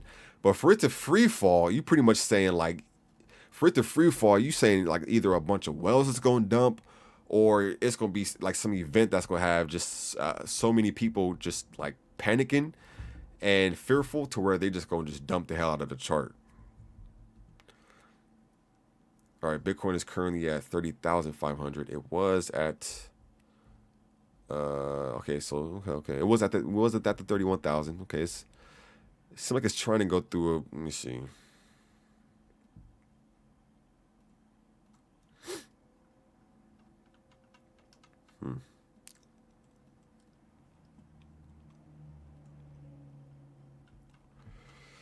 Yeah, still that slow downtrend. I feel like this slow downtrend is going to continue throughout Monday, like throughout today. But yo, this is the line I drew right here, y'all. This is the line I drew. This is that support line. Yo, this is that support line that I've seen happen. Like our support line for Bitcoin, I've seen this line like 5 times in the past year. So this is really our support line. So as long as we stay above this line, this is good. This is good. I feel like this is like one of the most strongest support lines that BTFA has. I'm sorry, I'm sorry. I'm sorry, Bitcoin. That's what the Bitcoin has. So let's make sure we stay above this line, this yellow line right here. Yeah, my Twitch name is Canoe77 if anyone wants to join. I said, damn, I didn't know you had a Twitch. Yeah, I ain't been streaming, man. I've been, I actually took a break from Twitch streaming so I can focus on YouTube and in crypto. And now crypto is going through like some bearish times and stuff. Now I'm gonna have to just balance them out. Now I'm gonna have to take the entertainment and potentially the money making on on the Twitch side, with the gambling streams, and then also do like the YouTube for crypto, talk about the markets, potential buying opportunities and stuff. This, that, and the third. Nave just bought 500. I wish he waited because he want to buy. I bought another 200 million BTFA and 50 million BandX on the weekend. Yeah, I bought 300 million BandX a couple of days ago, and then before that, like a few days before that, I bought like 1,000. I put like 1,300 into BTFA. When you jump, you don't hit the floor in an instant. Haha. So it will slow down and trade sideways. But I think a lot of people want a cheaper price for Bitcoin to go in. Yeah, I can see that. Yeah. He been listening to Warren Buffett. Wait, who's been listening to Warren Buffett? Yo, let's finish this video. This video is important. When it comes to cryptos RS, he's like the most up to date guy when it comes to crypto and like the markets and like the economy and the war and everything. So we were already like 11 minutes in. Let's finish this video, right? Before I even finish this video, let me go grab another snack. I think I'm gonna grab I got some beef jerky. I'm gonna grab this beef jerky. I'll be back. Actually, I'll start it now. I'll start it back from like over here. I'll start it from right here. Right? And we are getting to that point again where Bitcoin is extremely, extremely, extremely oversold. And then, generally speaking, it bounces. Okay?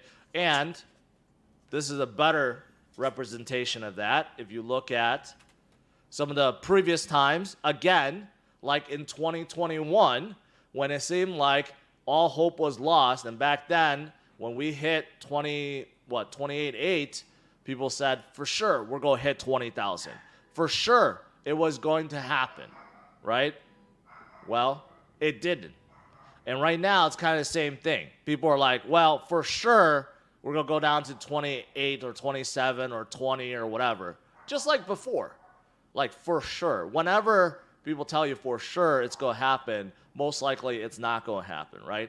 But again, measuring the RSI level on a longer, I think this is weekly or monthly scale, probably weekly scale, shows that Bitcoin is oversold. And again, at the same point as previous times when it had a tremendous bounce.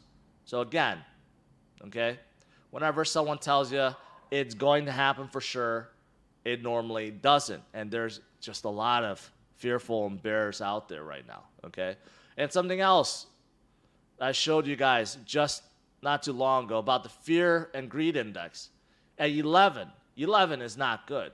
It's not good at all. So many people are fearful right now. But why this is good is because if you go down and you look at all the periods when fear was at extreme level like this at 11, guess what happened during those times, right?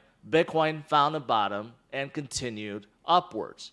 Every single time there's a clump of extreme fear, that's when Bitcoin comes back up. Just like in 2021. We were there for quite some time, right? Extreme fear levels. Only a few times did we ever dip to 10 or 11 where we are now.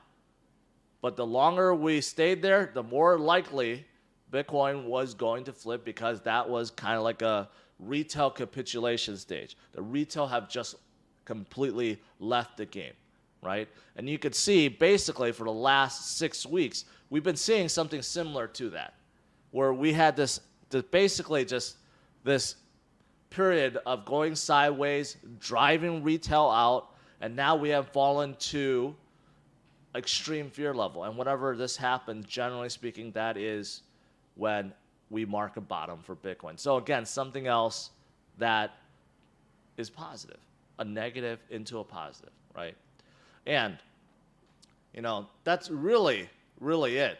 I mean, Bitcoin can fall more for sure. There's no doubt that it can, because right now the markets are just so fearful. So fearful, okay? Wall Street, everyone is so fearful, trying to sell, right? But what do we do when there's extreme fear out?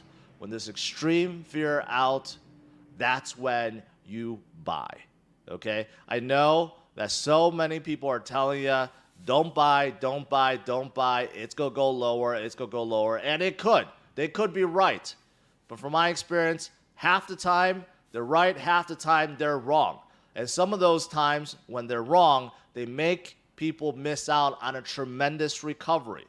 Just like in 2021 when we hit 28,000, right? No one knows top or bottom. No one knows. But the only way that I found that truly works when it comes to investing, crypto or even stocks, is really to find the projects or companies you believe in, the ones that are continuing to execute despite volatility and downwards movement, right? And you have patience and DCA and HODL. Really, that is it. So I've been DCAing with you guys throughout this period, not going all in, just little dabs here and there, right? I will continue to do so. And the lower things go, if they do go lower, the cheaper the prices that gets presented to us, and then I'll be able to DCA a little bit more and bring the cost average down. And that is what you're supposed to do, right? So I'm hoping you guys stay strong. It's a very fearful time, but I'm not giving up.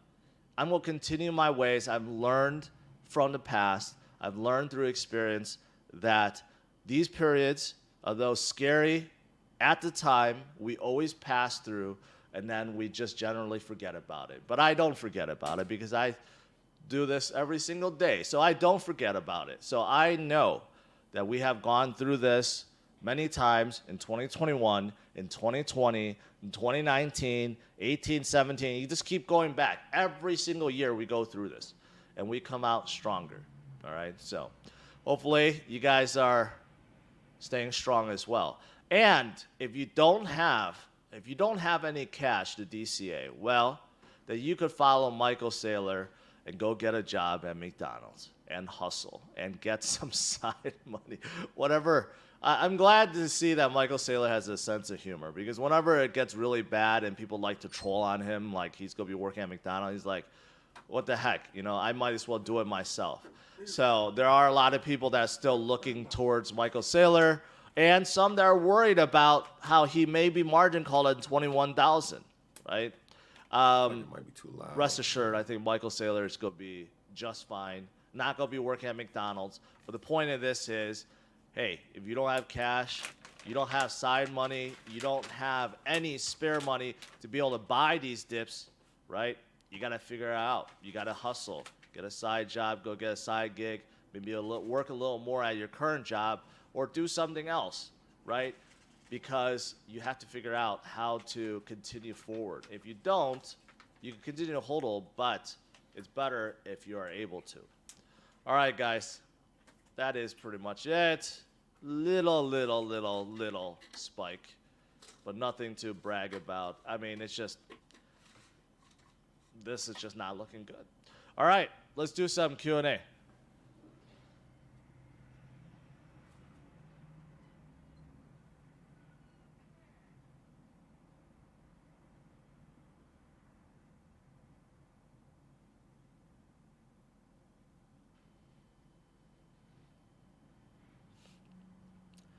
William Tur. Oh, I'm glad to hear it. Well, thank you. I'm glad to hear that. All right. Scrolling up here. Someone said load it up on XRP. Well, at this point, I can't disagree with you there. I mean, I'm sure a lot of you guys notice altcoins have been getting weaker and weaker and weaker. Altcoins, you know, even though Bitcoin has been pretty weak, altcoins have been absolutely murdered. Okay. Wait, what happened? You said Warren think we all gambling.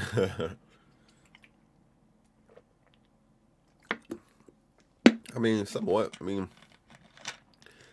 I ain't gonna lie. Yeah. Yo, one thing that I just thought about right now, as far as like, you know, people is like the whole question is, so, you know, some people think that Bitcoin is gonna go all the way down, crypto's gonna go all the way down and stuff. One thing I just thought about is, as long as there's people who's always, you know, get into like shit coins and like they, you know, those same shit coins end up rug pulling and stuff. If you have people who continuously get into rug pull shit coin tokens, if they keep doing that, then there's always going to be people who try to get into Bitcoin. Like if you really think about it, there's been people who've been rug pulled not once, not twice. There's been people who've been rug pulled like 5 times. Why? Because money is just that much. Like when it comes to money, people just do the dumbest shit for money. People always want to make money. So if you got people who are always chasing these Batman Enus, strange Enus, you know, just like these other tokens that are just rug pulling. If you got people doing that, you will always have people who are chasing Bitcoin and trying to get into Bitcoin. So that right there alone just let me know that Bitcoin would never hit 0 or some crazy low price and just stay there. Now, as far as it going low, yeah, it could go low because I mean this is the stuff that's going on. But the only thing that'll stop Bitcoin is probably a World War III. That's probably one. That'll be, if a World War III was to break out, that's when you could see Bitcoin go below 10,000, 5,000, some other bullshit. But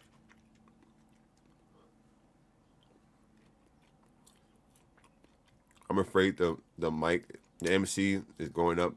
Bad sign. Oh, the tether. Oh,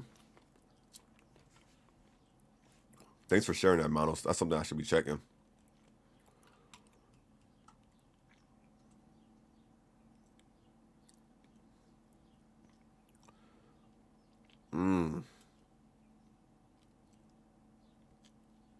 Wait, what was that? Wait, what was that?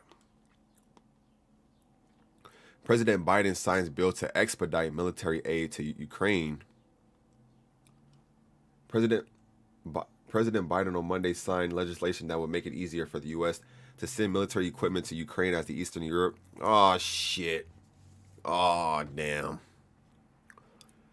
Oh damn. Biden's. Hold on a second. Damn. Now it's really about to happen. In other words, the U.S. is already in. Look at this. 24 minutes ago, President Biden on Monday signed legislation that would make it easier for the U.S. To send military equipment to Ukraine as the Eastern European country battles the ongoing Russian invasion. Now the U.S. is involved. Excuse me. Biden signed the bill in the Oval Office at a ceremony with Vice President Harris. The bill, formerly known as the Ukraine Democracy Defense Land Lease Act of 2022, passed Congress with bipartisan support last month. Biden affirmed U.S. support for the Ukrainians and their fight to defend their country and their democracy against Putin's brutal war. Ah, shit. Every day Ukrainians fight for their lives, Biden said. The cost of the fight is not cheap, but caving to aggression is even more costly. The bill was introduced by Senators John and allowed the U.S. to lend or lease military equipment to Ukraine and other allies in Eastern Europe while streamlining the process to make it easier to do so. The bill revives a World War II era policy that helped defeat Nazi Germany. Damn, the bill passed the Senate in a voice vote and later passed the House in the bipartisan vote of 417 last month. All 10 of the no votes in the House came from Republicans. The U.S. has sent military and other security assistance to Ukraine at a rapid clip as the country has fought back against Russian attacks on major cities such as Kiev and more recently on southern and eastern Ukraine. Biden last week announced plans to send another $150 million into the military aid to Ukraine. Oh shit. Oh shit. Bitcoin really about to go. This shit really about to go below 30,000.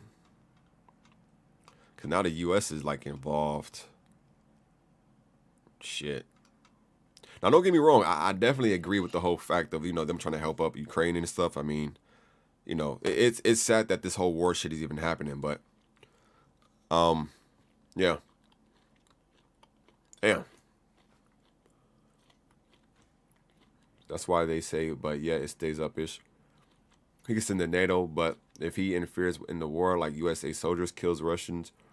Oh. But in my brain, in my brain, I feel like that's already like, I feel like that's already on some shit, like, because at the end of the day, like, let's think about it like this way. If Russia, let's just say some like weird way, like somehow Russia became, I don't know, super strong and they just took over. You think they gonna let the U.S. slide for you think they gonna let Joe Biden slide for like helping, like sending weapons and shit to the Ukrainians? So I get what you're saying, like as far as like U.S. troops going out there, that's an issue. But it's like he's already assisting him. He might not be pulling up to the court to slam dunk it, but he's still throwing the alley oop.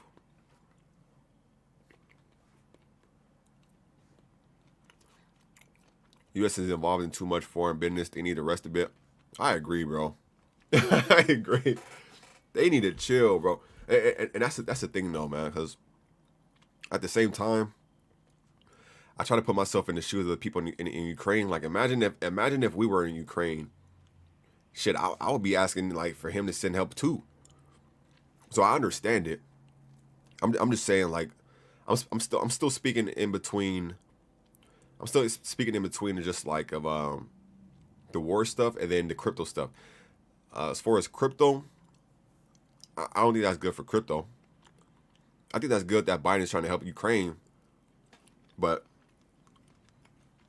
that whole question that we had earlier as far as Bitcoin going down to 25,000 or something like that. This could damn.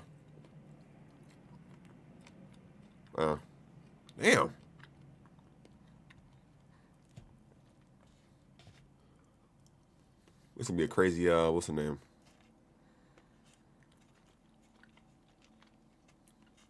Man, Cool and Chris said Flint still has a clean water issue though.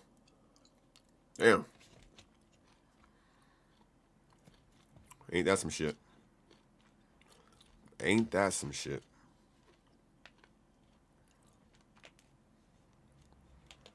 It's definitely weird when the president is quicker to help people that's not even in the same country than people that's still suffering in the country that he runs, huh? Weird, but that's a whole nother subject. I ain't even trying to jump into all that shit. One thing I see is Bitcoin is at 30,500. Man, today's a big day again. Like I said, I want to see how today ends up at. I want to see if we're going to go below that 30,000, and if we do, like, are we going to touch down in 28, 29? And then leading up to Wednesday, I'm gonna do a stream on Wednesday. I want to see how Wednesday goes also. I feel like Wednesday is a big day too.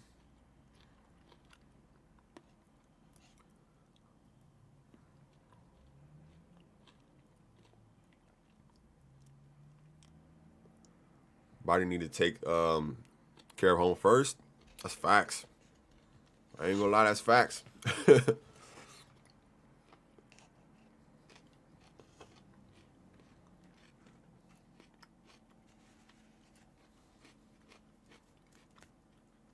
You said, why is Wednesday a big day? Wednesday is a big day. Well, in my eyes, I feel like Wednesday is a good day to focus on, because I seen this dude that was in the BTFA Telegram, and he said, taking numerous factors into consideration, he said the rate hikes, extreme fear, Fed turning more dovish, generally positive state of the job market, not incredible but far from bad. And then he said, I really think the CPI data is going to come in lower than the month before, aka inflation is starting to top out. And then he said, keep a close eye on Wednesday CPI data release, people. Mark my words, the market will move accordingly. CPI stands for Consumer Price Index. For those that don't know, it is a strong indicator for whether inflation is cooling off or going up. So this is something that I'm still trying to check out my damn self. But just reading this and hearing how he was talking about it in like the Telegram, I feel like this is a big day just a day, like a day to keep an eye on as far as, your investment and everything, and it's how like everything goes. But yeah.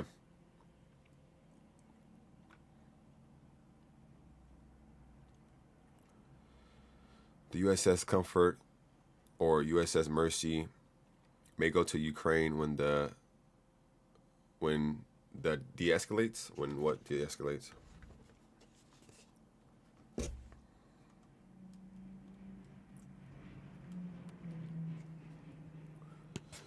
Man, it's a lot, man.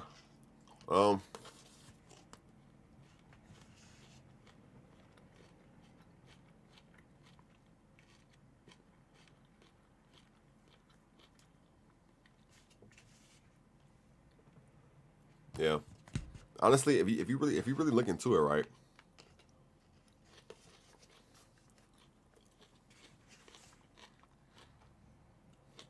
My bad, I'm over here chewing.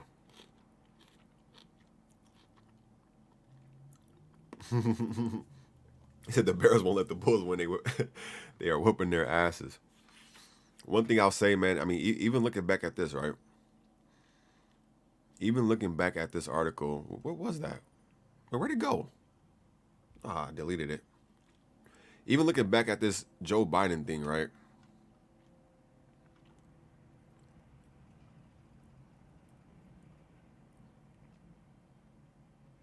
Wait, what?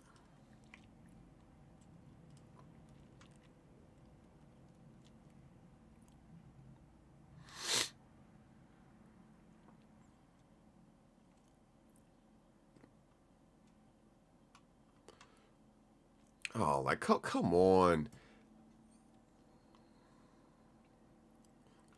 Like out of nowhere, like now it's like the weather ain't looking good.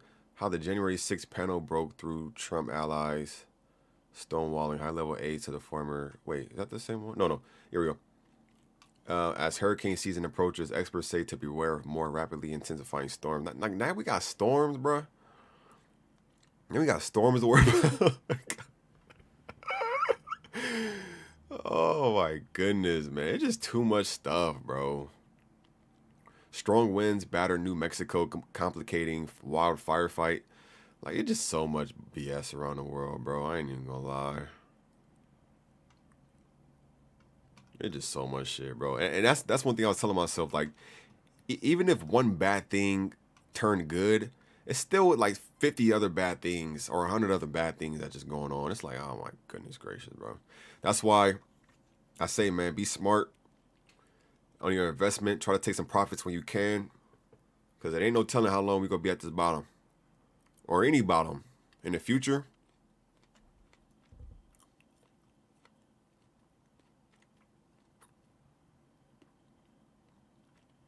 It's a lot of shit.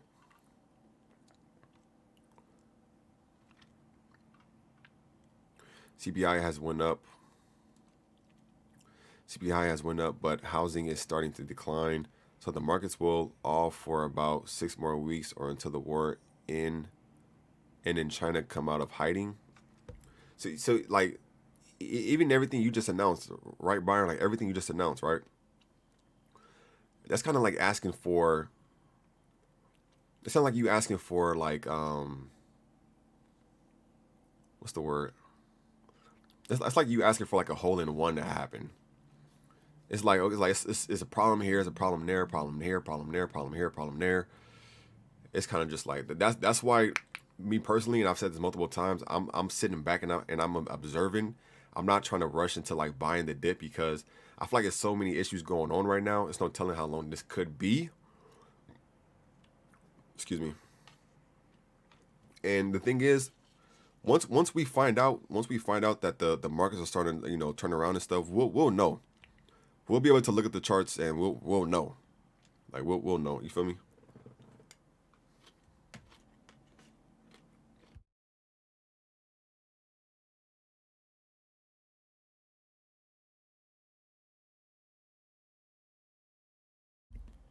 He said Biden sent 1.1 billion in food vouchers to Russia. Wonder where that money went.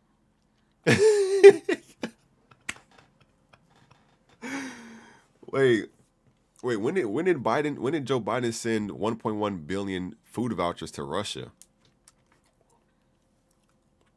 So he sent 1.1 billion food vouchers to Russia, and now he's sending stuff to aid Ukraine. This shit is wild, bro. This shit is crazy.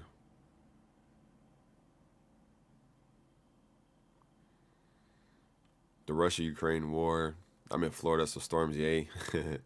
He said he storms, yay.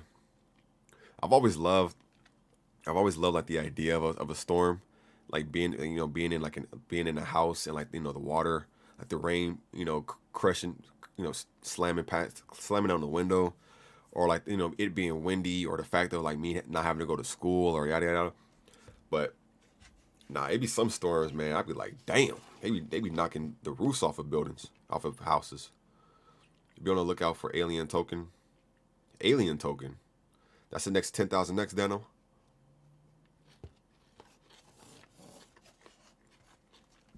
It's the hurricane season.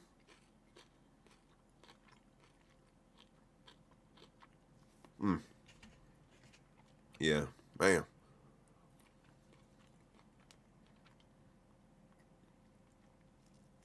He said 2 months ago, like, where's the money coming from? Ah, I see what you're saying.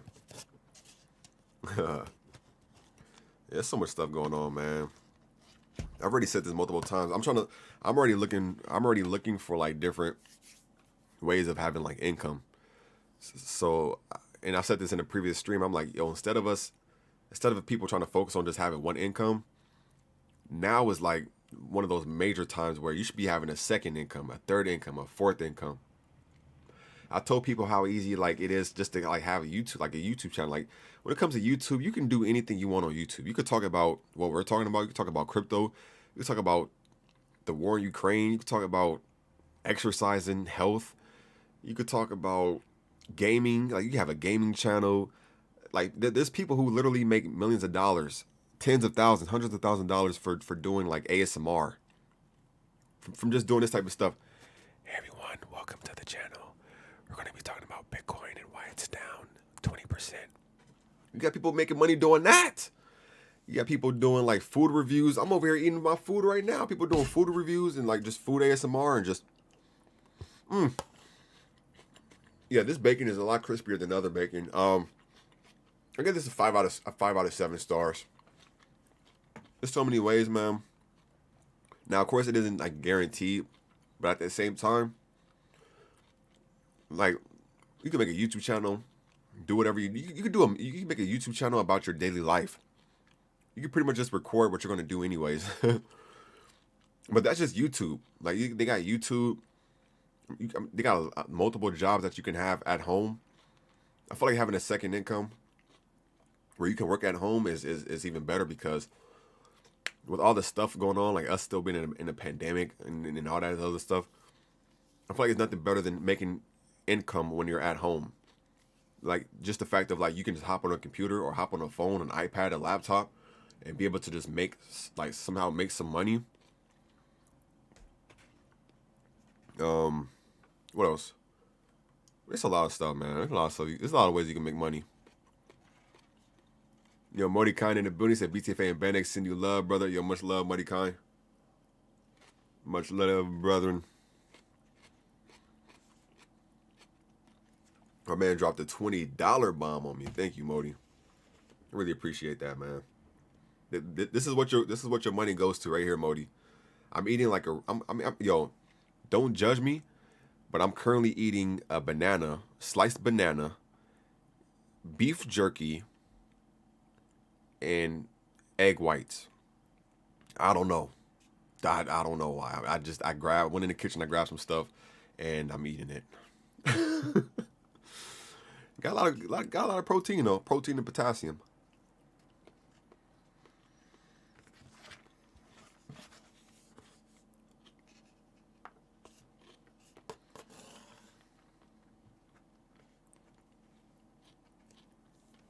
I said just a phone here. Pandemic took me out. Pandemic took a lot of people out, man. That's a crazy part about it. But just because you might have been taken out, don't mean you're, doesn't mean you're like officially taken out. You can always get back in. There's a lot of ways to. He says so. BTFA is an exchange online, correct?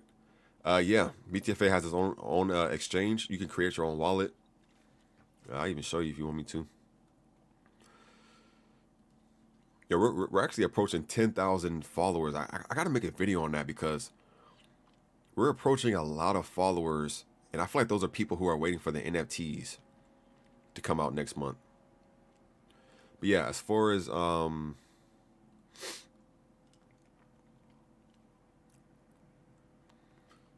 right. As far as you come over here to the dashboard. I'm sorry.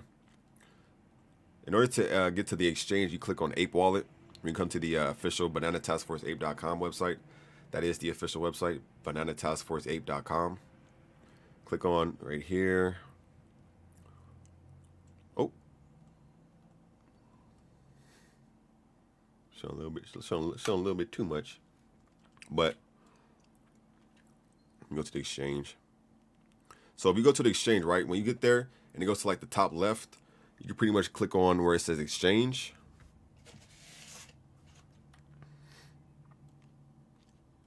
I'm broken there. I ain't got no money. See, I ain't got no money.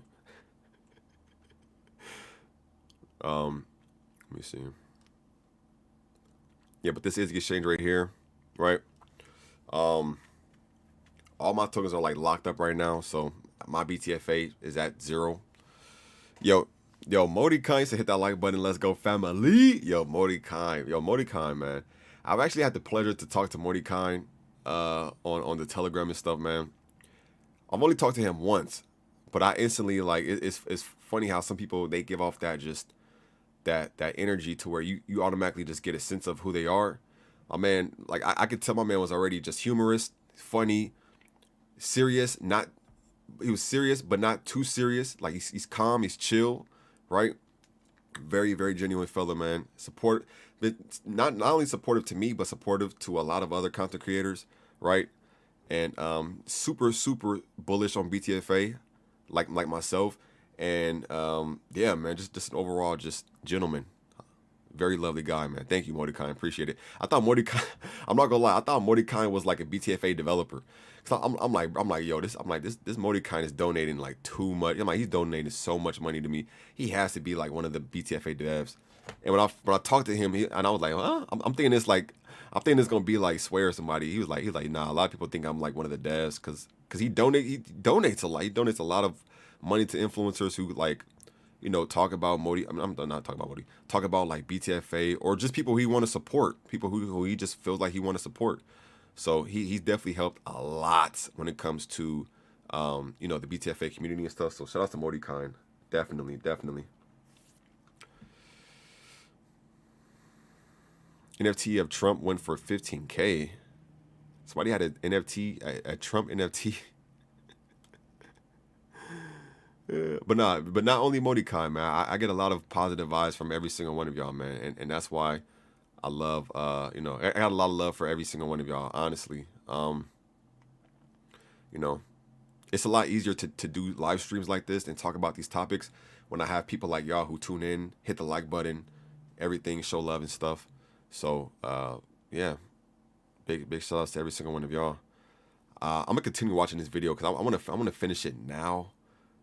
I usually watch it like when I'm cooking, but I want to watch it now just see what he says. But he's currently talking about like the Bitcoin, and like the market being down and stuff. But one thing I love about Cryptos R Us, he puts a lot of positivity into he looks at the entire picture when it comes to the markets being down or this that and the third or this that. So shout outs to him also. Shouts to him also. I think that's big enough right there. All right, let's see what he says. Okay, and Much this love, is Modi. a gentle reminder of what Much happens love, brother. to altcoins. Because generally speaking, a lot of people come in during the good. And during the good, altcoins always rallies hard every single time, more so than Bitcoin, right? But the reason why I've always stressed 50, 25, 25 for portfolio allocation is what's going on right now. Basically, it is because Bitcoin provides that stability, provides that strength when there's a market weakness or correction, whatever you want to call it, right? So right now, Bitcoin is definitely holding much stronger than altcoins. Hey, And people no that problem, are Heaven. too heavy in altcoins Thank you for tuning in are and getting supporting, absolutely honestly. wrecked, right? So this is the reason why I always stress you got to hold Bitcoin in your portfolio. Too many people don't hold any Bitcoin and they're all in on altcoins, especially the smaller, riskier ones that go up very fast and come down very fast too, right?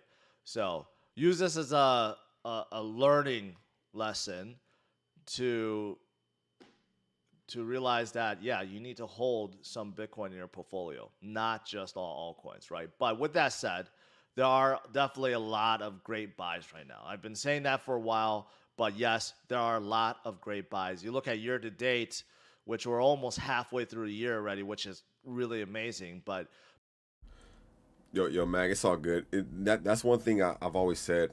I don't want anyone to feel obligated to donate.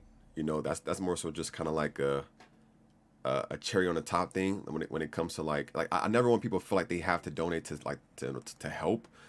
That's why I always say like if anybody wants to support, hit the like button, subscribe, share the videos and stuff. So just you being here, being like active in the chat, watching the videos and stuff like that alone is already that's already enough. Just know that, right? And I always say like anybody who does or did donate, right? Of course, you know, I have the utmost respect for them, and of course, I'm going to show my appreciation for that as well. But yeah, no, I would never just have it to where like I'm like, yo, make sure y'all donate, make sure y'all do this, because that's not what it is. Y'all already helped me. Sorry, y'all already helped me monetize the channel. So when it comes to y'all just watching the videos, maybe watching it, and that's the thing. Even when it comes to I don't even like ask people to watch advertisements because I don't watch advertisements. So I don't expect y'all to watch my advertisements. But I know there's some people who probably do watch them to support and you know boost up that boost up that revenue. But yeah, I don't ask y'all to watch advertisements because I don't watch them. But yeah, I mean I'm already you know taken care of you know when it comes to YouTube and stuff. Did you vote for Meet Kevin? Did you vote for Meet Kevin? Who's Kevin? Is that like a BTFA poll? Thank you, I appreciate it. Yeah, no problem, Mac. No problem. Bitcoin's down about 30%. Of course, that means is a good buy. But you look at some of these others, Ethereum's down about 36%. Solana down 60%. Cardano down 52%. Avalanche down 57%. Polkadot 58%. Some of these are terrific, terrific buys. Even Luna at 34% now. They've gotten a little bit weaker recently. Polygon at 65%, Algo at 62%, Cosmos at 60%. Just think about it. Think about it. You can now buy something. It's like you went back in time. You can Wait a second. I think Bitcoin is doing something. Bitcoin is currently at 31,700. Hold on a second. I don't know where this random little spike came from, but keep it coming. That's one thing that people have to understand too. There's a lot of people who are taking their money out in crypto, like they're taking their money out of like I'm sorry, they're taking their money out of like other like crypto coins, but they're putting it in Tether. Now it would be one thing if Tether wasn't going up. That's a good sign. The fact that people are putting their money in stable coins, and if you're unfamiliar with stable coins is pretty much just another way of like putting your money back into like a guaranteed like crypto, like a guaranteed like yeah, like crypto that the price won't go down, it won't go up. It's pretty much just another way of putting your money, like taking your money out of crypto and putting it into like the like a dollar, like the dollar amount. And when people do that, when people put their money into stable coins, that'll really let me know that they're sitting on the sideline waiting to jump back in, jump back in for the right time. Now, if Tether wasn't going out and people were just like selling their crypto and cashing out, taking it out of like sending their money to the bank and like taking their money out and putting it in like fiat, putting it in like the USD, then I'll be like, ah, crap. But if we got people, as long as we get people are putting it in the USD Tether, that give us that potential idea that they are planning on getting back in. You get what I'm saying? You say he ran for governor in Cali against Gavin Newsom. Yo, Daniel, I ain't gonna lie, bro. I've never voted for a governor. I think the only time I voted was for Barack Obama. And I'm even gonna lie, I just voted for him because he was black. Bro, I was like, how old was I? It was 2008. Bro, I was 16 years old, bro. Like at the time, Barack Obama came on the map, bro. He was looking like the coolest motherfucking president, the first black president, bro. I'm like, I gotta support my people. I voted for Barack Obama. After that, I ain't never voted for anybody else, bro. I ain't even gonna lie. And even now, like from what I heard, there's a lot of stuff that like Barack Obama didn't do that he could have done. I'm not gonna dive into that because I feel like that's when we start colliding in the chat. But that was the only time I voted. I just voted for him. I'm like, hey, this dude, yeah, he cool. He's a cool president. He's dancing. He you know what I'm saying? He's cool, calm, collective. First black president. I gotta say I'm a part of this when I'm 80 years old. So I'm about to go vote. That was the last time I ever voted. So a Discord or Telegram or YouTube, look up Jeff Mack. He has all past videos of everything. Ah, okay. Colt is doing good for down market. Vote is down 50%. Yeah, I seen the vote was down. Vote. Somebody sold like 123 Ethereum for Vote, which is a lot. That was a lot. Man, I can't even lie. That was a lot. Yeah, it's down 50%. They got hit hard. Somebody sold. Last time I checked, it was 123 Ethereum or something like that. How much was it? Oh, it's not even up there no more. It moved. Oh, that's a Tama. My bad. What the hell? Don't say Tama for.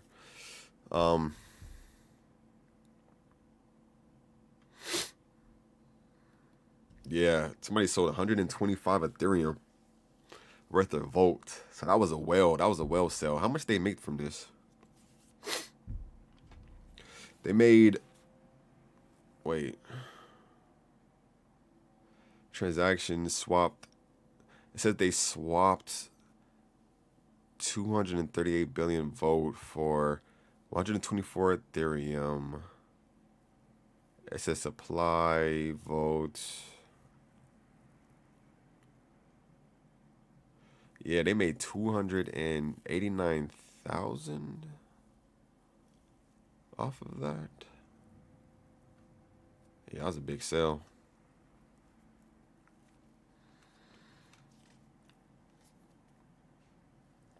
He said everyone is buying meme tokens again, but it's a fake out of Bitcoin. Watch out. Yeah, I'm patiently waiting. I'm chilling. Yo, Jimmy. By the way, welcome to the stream. Yo, I still haven't really done any research on cult. Like I checked, I went to go check the website out, but I haven't really dove into the cult. Wait, what chart was this? Oh, the middle finger chart. Damn. Yeah, I looked into he said what? McDonald's what's the name? See, I'm washing lettuce. Soon I'll be on fries. That's one thing you gotta appreciate. It's the memes. My room is dusty.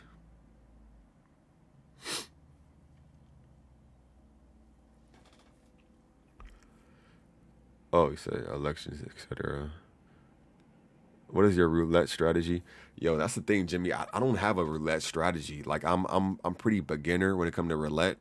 Now when it comes to blackjack, I got an amazing blackjack strategy. I have an amazing poker strategy. I have like amazing slot strategy. I've made like even like again like I don't want to I don't want to keep bragging about it because I don't want to. I notice the more like, and this is just in general. If you talk about gambling and you talk about how you might have won something, the first thing people want to do is kind of like feel like they can do it. But I made some good money a couple of days ago. I can't lie. But as far as roulette, I haven't really played enough roulette to really get that strategy. But I don't know. Maybe I might play some roulette tonight. I do plan on live streaming it on Twitch. I'm gonna start off with like some slot machines. Maybe go over to like some blackjack, see how the blackjack tables is doing. And then maybe some poker, and then maybe some roulette. I don't know. I'm not too sure.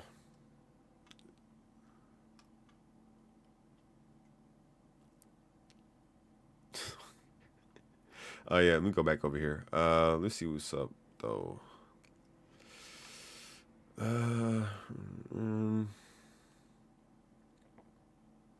He said that's right. LOL. Is there a technique to roulette? Is there a technique? I feel like there's techniques.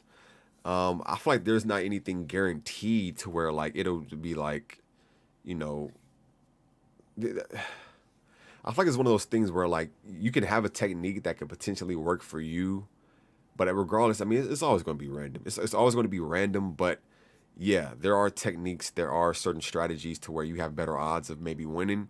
But at the end of the day, it's always going to be like even if you do like the martingale strategy where it's like, okay, if you lose, you double it, you lose again, you double that, you lose again, you double that, you lose again, you double that, and then it's like, like what's the chances of losing 7 times in a row?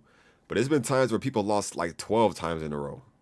I remember I was doing the martingale strategy and I had lost like 9 times in a row. I was like, oh shit. And the scary thing about that is when you do the martingale like strategy and you double up after every loss, it's kind of like once you really like you tap out because eventually it gets to a point where you can't bet a certain high amount that's going to have you break even.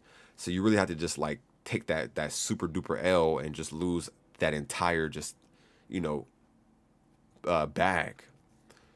It said, what CX you think Vote being listed on? I don't know. Vote got listed on like 20 different exchanges already. When it comes to Vote, they get listed on all exchanges. I noticed they're getting listed. They got listed on exchanges I didn't even know existed. So the next one coming, I don't know. All I know is they said they were getting listed on crypto.com. That's like one of the main ones I'm looking forward to.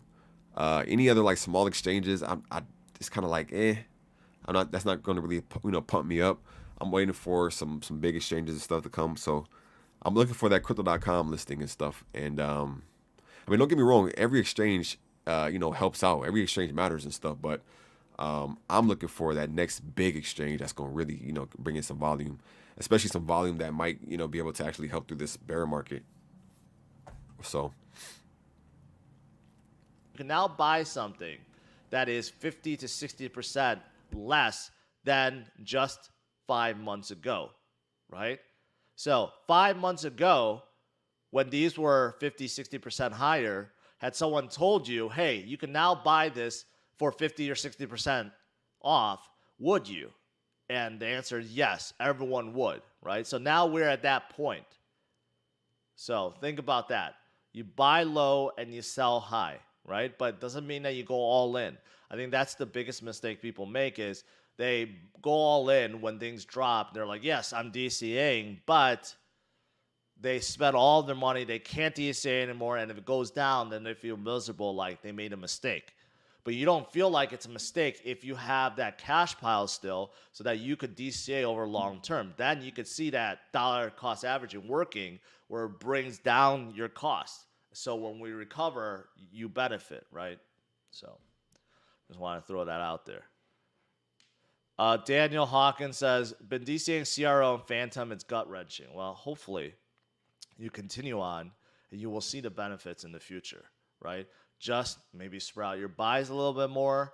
Don't go too heavy with your DCAs because we just don't know where the bottom is. It could go lower, but that just means we have a greater buying opportunity.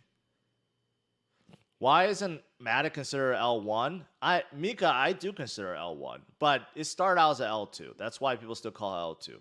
But L2 just means that it's a scaling solution for Ethereum. It's EVM compatible, Solidity compatible.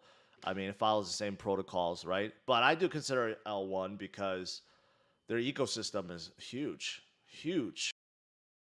Jimmy Buffett said, is it Buffett or Buffet? I'm gonna say Buffett. I think it's Buffett. Jimmy Buffett says, check out Coat when you have a chance. All right, check it out right now. Let me check it out right now. See how this Coat is doing. I like the way the website looks for Coat. The reason why it's funny, the reason why I actually avoid buying this crypto is because of the name. I feel like so many projects are already like Colts. So when I seen the name Coat, I'm like, oh man, the last thing I want to get into is a crypto project that's named Coat, and then come to find out that like the community is like a cult or something. I'm like, oh crap. So it's only down 34% the past 24 hours, up 35% the past week. The all-time high was 407. Okay, it's not down that much. It's not down that much. What's the market cap? Market cap is at 84 million.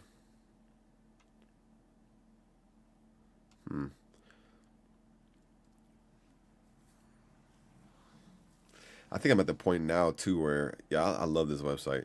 The purpose of Code is to empower and fund those building and contributing towards our decentralized future. Our society is built to make it as difficult as possible to break away from societal, economic, and other norms.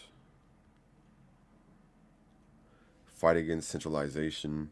We give funding to those who are ready to break the chains and have an idea that can change the world. A burning mechanism. The cult token brings forth this change. Once staked into the DAO, users can vote with decult, which is the name of state cult. Oh, wow. So in order to, wow, so they have a governance token, but their governance token is, you can only use it if you stake your tokens. Damn, that's actually a pretty good method. When investee protocols tokens vest, Having decode allows users to claim the rewards that are sent to DAO. No, I didn't mean to do that. Wait, how do I go back? A lot of good YouTube videos on roulette strategies. Always bet on black. I'm sorry, but I don't want to be an emperor. That's Hold on a not my second. Well, business. this is about to give me a I copyright don't strike. want to rule or conquer anyone. No. I should like to help everyone if No, possible. muted. Jew, Gentile. I love that intro and stuff, but yeah, that's a pretty brilliant idea. Like, because a lot of governance tokens, as soon as you have the governance token, you can just already vote.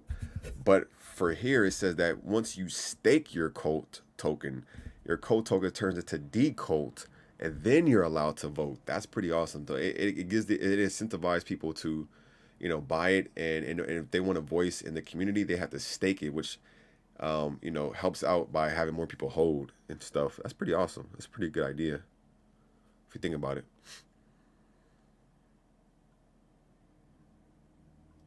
I wish this project was at like a $10 million market cap, if I'm being honest. I think I'm at the point where like now I want to get into projects that have like a 5 million, 10 million, maybe 15 million, hell, even a $20 million market cap. This one is at like an 80 million. So it's like for it to do a 10x, it would have to get damn near it's like $1 billion market cap.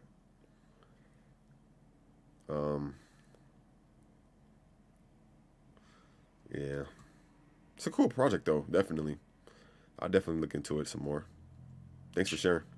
And even if Ethereum moves to 2.0 and becomes scalable, and it's it's what people want it to be. Even if that happens in the future, I think Polygon will still continue to thrive. So that's why I consider them an L1.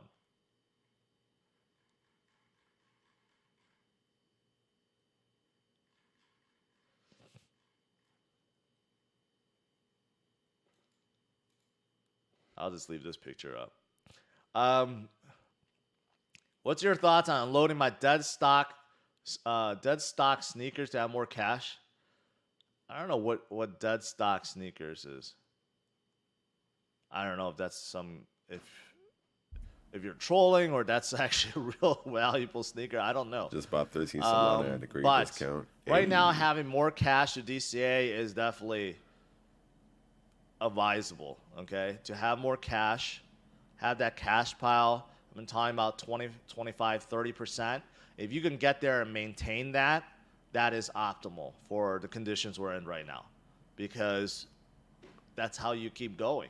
You keep yourself motivated. You get yourself excited about these dips so that you can dollar cost average and bring your cost down, right?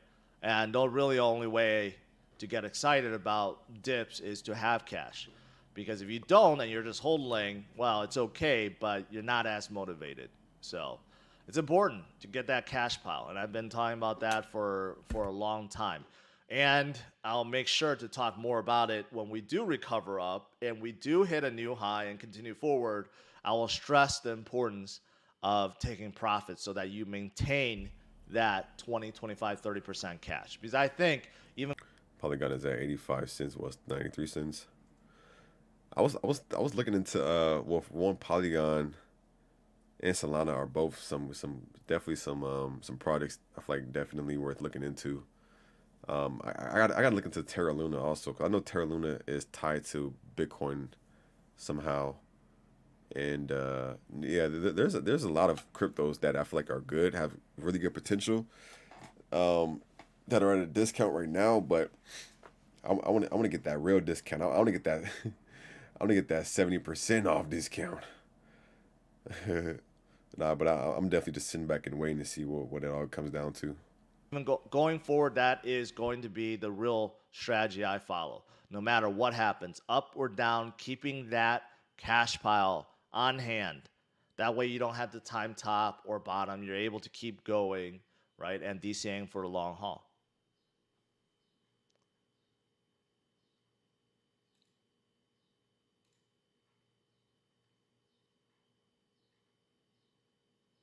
What do you think about liquid staking Sol for MSol? I mean, Morgan, liquid staking is fine, but just All right, so yeah, he's doing the Q&A right now, so we're pretty much done as far as the update. My bad. I know I said I was gonna just watch the whole thing through and through, but it was a lot of good questions and stuff and conversation going on, so I had to hop in. I ain't gonna lie, I had to hop in and see what's up. I'm kind of tired right now. I think I woke up at like I had woke up at like 7 because there was gonna be a BTFA AMA today, but that got delayed again. And now I'm just tired. I might go for a walk.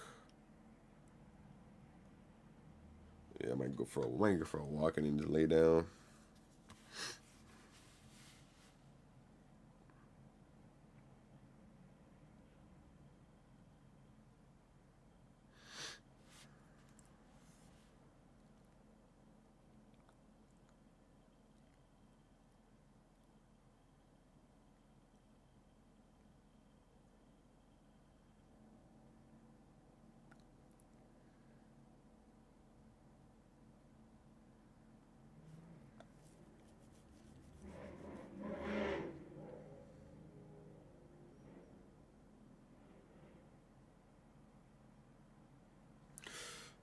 All right, chat.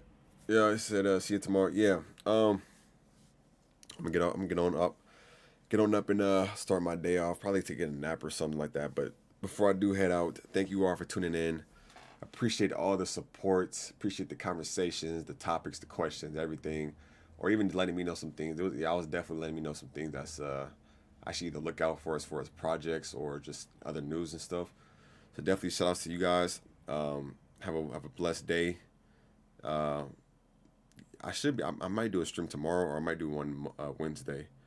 But either or, thank you all for tuning in again. Have a great night as well. Mac, appreciate you. Everyone else, have a wonderful night. Have a wonderful day. Stay safe. I'll catch you on the flip side. And until then, peace. Also be safe in this crypto space. Also be safe in the real world. All right, both sides. And again, have a wonderful night, y'all. Peace.